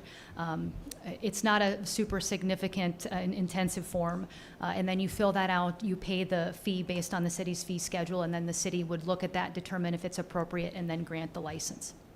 Okay, and what would the fee requirement be? Any idea, close? I don't think that we've talked about that internally, but perhaps maybe Ms. Binsaw can say what the current city, $25. So, and the other thing to keep in mind is that other cities do have certain requirements where they do require certain applications with small fines, or small, I shouldn't say fines, but fees. So we would be doing something very similar in the same vein. Okay. So it'd be basically written the same way you have the tap room ordinance written now? Because the distillery is written just like the winery. It would be that based upon if you wanted to come in to operate within city limits and you wanted to have, whether you had a special event permit or you had a permit in this situation, is specifically with the state. So if that's the Pride of Dakota or whatever those events are, if you wanted to come into the city, then you go to the city administration, you get that permit request, you fill out that application prior to the date of the event, the city reviews that, and then should there be any questions, obviously city staff would reach out to you. But in that general circumstance, the city would review that, determine whether it's appropriate.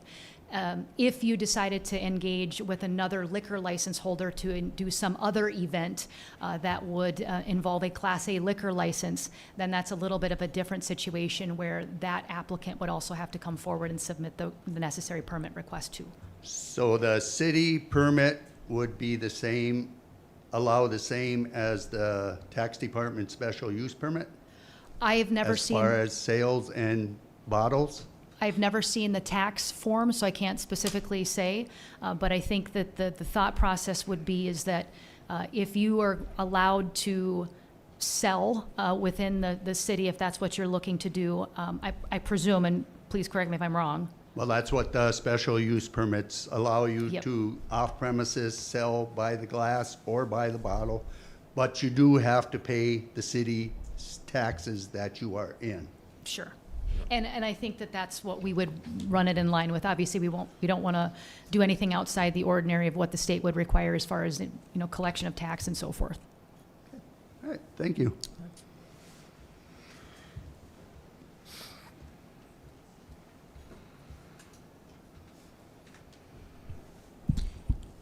Any other public comment?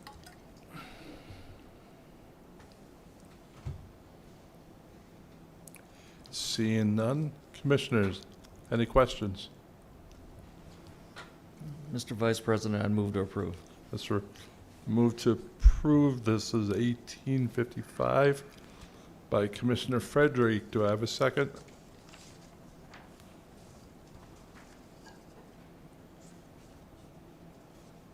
I'll second. Second by Commissioner Murray. Any further discussion? Hearing none, we'll go ahead and vote. Commissioner Frederick, Aye. Commissioner Murray, Aye. Commissioner Riddle, Aye. and Vice Chair votes aye. Okay. Do we need to take a 5-minute break? Ooh, that would be great. Okay, we're going to take a 5-minute break.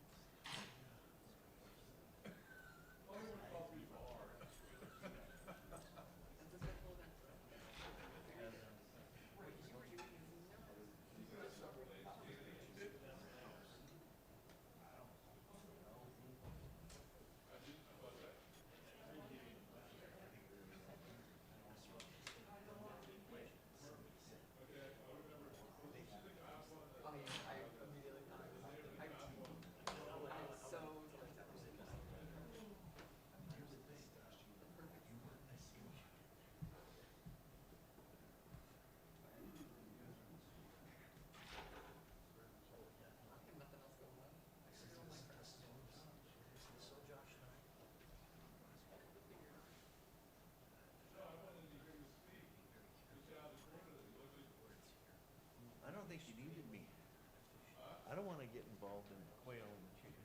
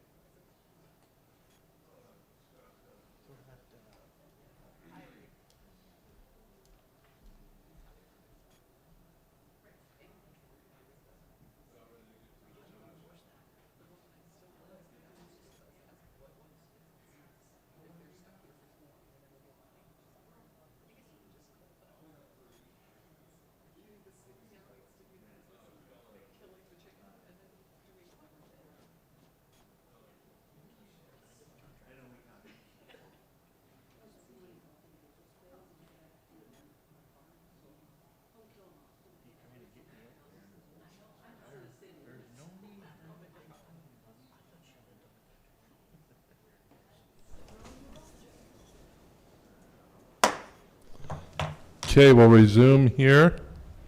And we are back on community development. Under road maintenance task order amendment to Silver Science, and presented by engineering and community director, development director, Skluzacek. Josh, you're up. Good evening, Mr. Vice President and Chairman, and Commissioners. For your consideration is a task order amendment with Civil Science Infrastructure Incorporated for the City of Dickinson, project number 2026-01. That's a 26 road maintenance project. This includes construction engineering services for both the mill and overlay as well as the chip seal portion of the project. Total estimated cost for the construction engineering services as specified in this agreement are $473,479 or $279.00. The city attorney has reviewed the task order with no comments. General scope of work for this task order amendment include construction administration, construction staking, material testing, and project final records and documents. City engineering staff recommends approval. Commissioners, any questions for Mrs. Skluzacek? Mr. Vice Chair. Mr. Slavchik, just on the map, I see that some of those areas are segregated out in black lines. Is there any reason for that on the, are those, that, go back to the last. Purple one. The purple, yeah. Is there any Oh. reason why those are all segregated out, those different areas? Are you referring to the purple The areas? purple or the- areas, but there's certain areas that are outlined in black. Are those areas that you're doing at a specific That's time? not I on mean, that one. I just saw that and I kind of, I think that's on ours. I don't see it up there on, okay. on the one that's Well, on. We had them designated as general areas for the contractor to work within, so we wanted the contractor to operate and Finish execute one the work area? within that Okay. area instead of just migrating all over and Okay. completing work throughout the community, I guess. Okay, that's what I was thinking, that they were designated work areas. So, that's all I had. Okay. Oh, now I see it. I need longer, better, long term. I need to be able to see it further. Okay. Any other questions? Okay, if not, do I have a motion? Move to approve. Move to approve by Commissioner Riddle, Second. second by Commissioner Murphy. Any further discussion? We'll proceed with the vote. Commissioner Riddle? Aye. Commissioner Murphy? Aye. Commissioner Frederick? Aye. Vice Chair votes aye. Motion passes.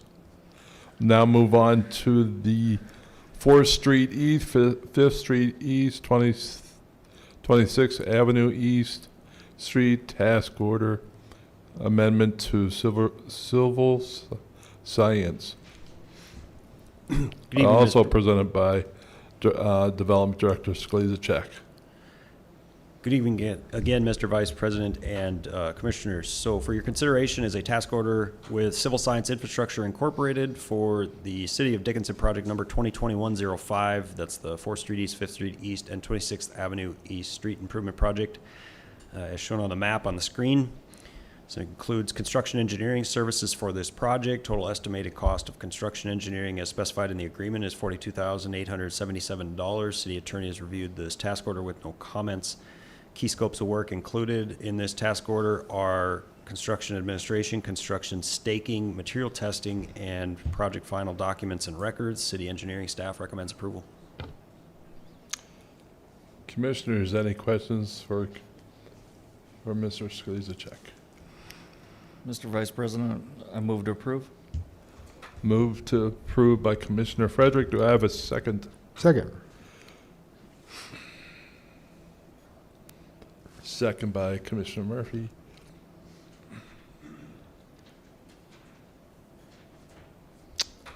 Any further discussion? I'll proceed to vote. Commissioner Frederick? Aye. Commissioner Murphy? Aye. Commissioner Riddle? Aye. Vice Chair votes aye. Now move on to the monthly report, again by Director Sklezacek. Good evening again, Mr. Vice President and Commissioners. So touching on our monthly report.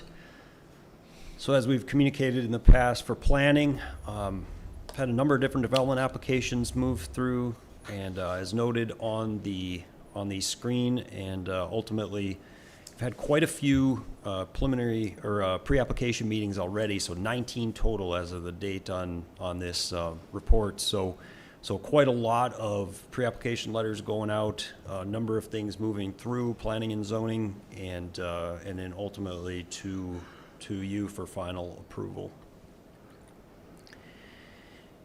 Building and code enforcement, we have the report on building permits that have been paid and picked up, both those within city limits as well as those outside of city limits, and then the breakdown between those that are commercial and those that are commercial industrial, and then those that are residential. So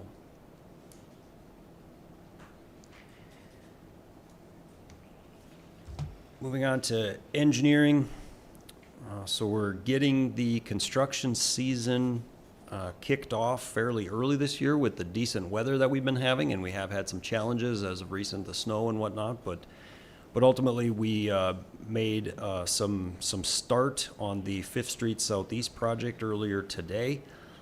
And then as we get into a couple other different activities, although load restrictions have not been lifted, we're working through ultimately a standard operating procedure that we'd put out so that those construction activities that are not impacting the pavement, that those things can get started prior to the load restrictions being lifted, to give everybody a little bit of a start on projects, but ultimately don't create a risk to our pavement or damaging any of our pavement. So we're working on that behind the scenes right now.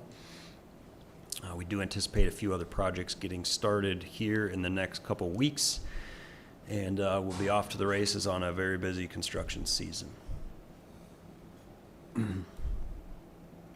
Moving ahead on the projects that we're working through engineering on, got a number of different active projects, and as well as then as you look to the list on the right-hand side of the page, a number of those either nearing completion or those that are ultimately finalizing, maybe some permitting and those kind of things. So good to see some projects wrapping up, as well as some backlog of projects that we're kicking off and making some good headway on.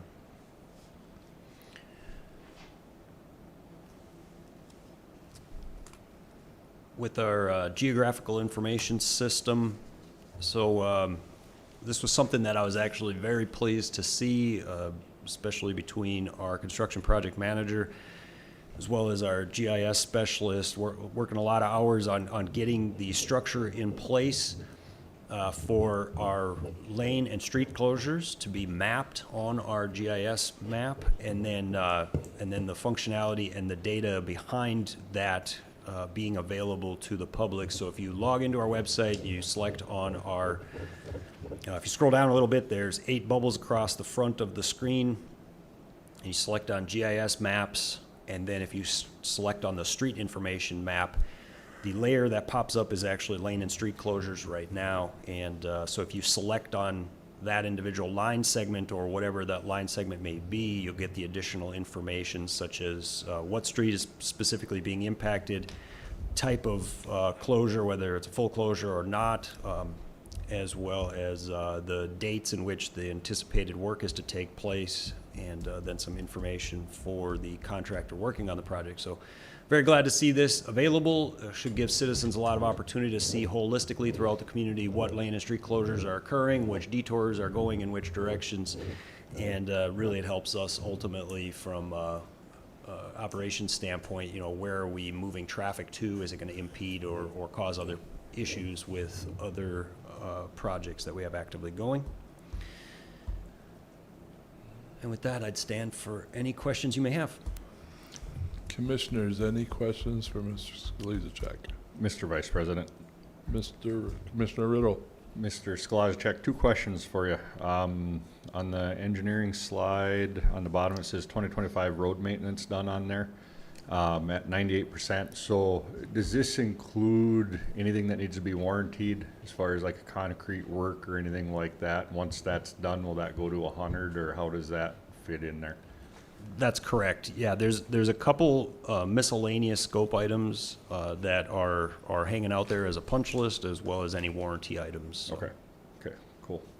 And then the second one I had on the GIS, yeah, it's been great to see that come up too with the road closures and stuff. Is there going to be a way that'll get tied into the Public Works app so it's easier to navigate to? That's something I would have to talk with Interim Director Waldo on. I'm not exactly sure how that would work. Maybe there'd be a link back to the city website or something. I'm not exactly Something sure. to make it just a little easier, so quick check or whatever on that, I guess. So just my technology side coming out, so.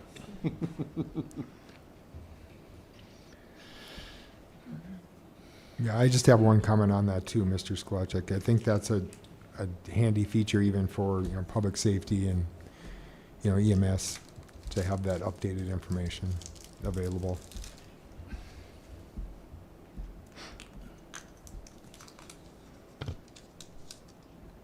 Mr. Skolesichek, do we have a update when the roundabouts are going to start?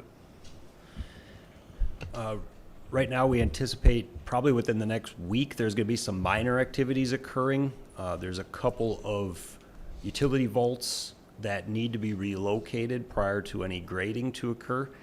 We'll likely be waiting for load restrictions to be lifted because most of the grading equipment is non-divisible loads. You can't break them down per se very easily, and so those need to be brought in, and they'll exceed load limits. So therefore, we're probably most likely waiting on load restrictions being lifted, and then the contractor has been communicating, though they're geared up and they're ready to go. So as soon as we lift load restrictions, and I say we very carefully, being that's ultimately a decision through the DOT. They monitor soil temperatures, moisture, as well as then they do non-destructive testing on the pavement to determine the load rating. So that's ultimately a decision that comes out of Bismarck, and then we follow suit once the once the area is lifted, with the county as well as with the city. So we just all follow suit at the same time. So that could actually be started in the next 2-3 weeks. Hopefully the weather Depends stays nice. if the weather holds out. If the weather holds It's always out. weather dependent, but yes, So- we're hoping in the next few weeks. Okay, awesome. Thank you.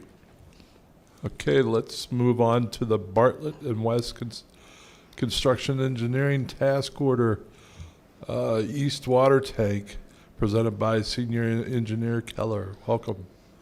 Thank you. Thank you, Mr. Vice President, Commissioners.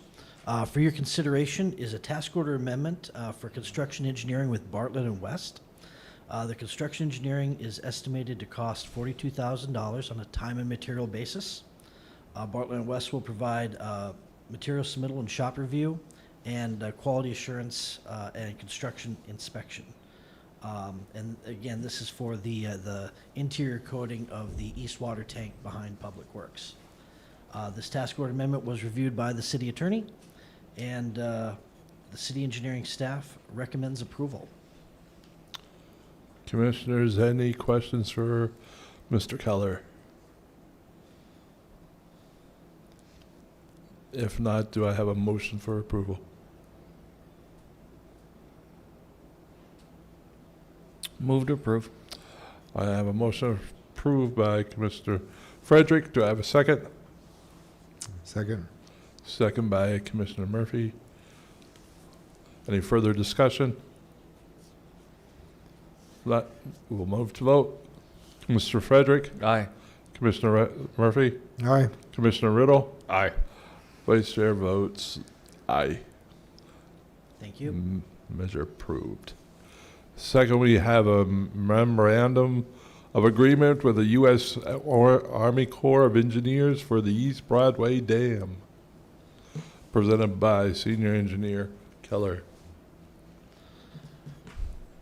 Mr. Vice Chairman, Commissioners, for your consideration is a memorandum of agreement with the U.S. Army Corps of Engineers and the North Dakota State Historical Preservation Officer regarding the adverse effects of removing the current East Broadway Dam. This MOA is a requirement for obtaining a Section 404 permit from the Corps of Engineers. The Section 404 permit is required to remove the existing dam structure and install the new rock riffles. This MOA will require the city to install an interpretive panel. The panel will be placed in Jaycees Park overlooking the site of the original structure.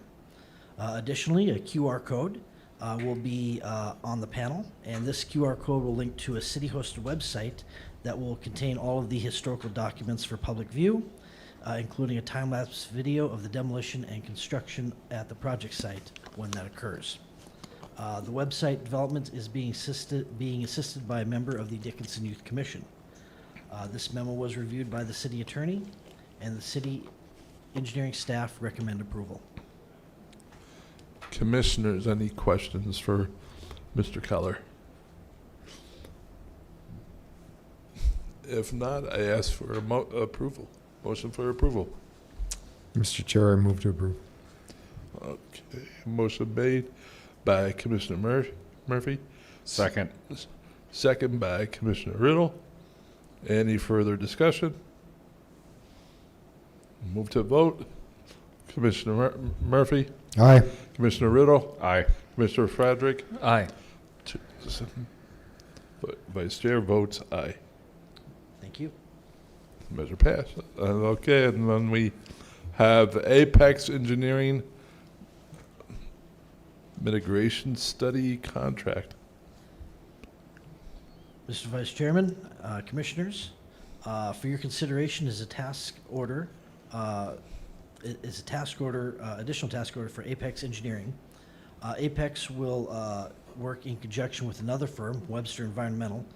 Contract will be forthcoming at the next City Commission, and the city to identify the sources and mitigation strategies for hydrogen sulfide in the city's sanitary system. Apex specific responsibilities are to install monitoring instrumentation, gather samples, field testing, and provide system insight. The Apex portion of this engineering study is estimated to be $40,000 on a time and material basis. This is task order, Apex task order 2026-2. This task order was reviewed by the city attorney. The project will be funded by cash on hand, and city engineering staff recommends approval. Commissioners, any questions on task order 2026-2? If not, do I have a motion for approval? Mr. Vice President, move to approve. We got a motion by Commissioner Riddle. Do I have a second? Second. Second by Commissioner Murphy. Any further discussion? Move to a vote. Commissioner Riddle? Aye. Commissioner Murphy? Aye. Commissioner Frederick? Aye. Vice Chair votes aye. Passes. We do not have any public comment. Commissioners, any comments? I'd just like to thank everybody for coming this evening and those that stood up and made some comments. Do I have a motion for adjournment? So moved. Second? Second. We are adjourned.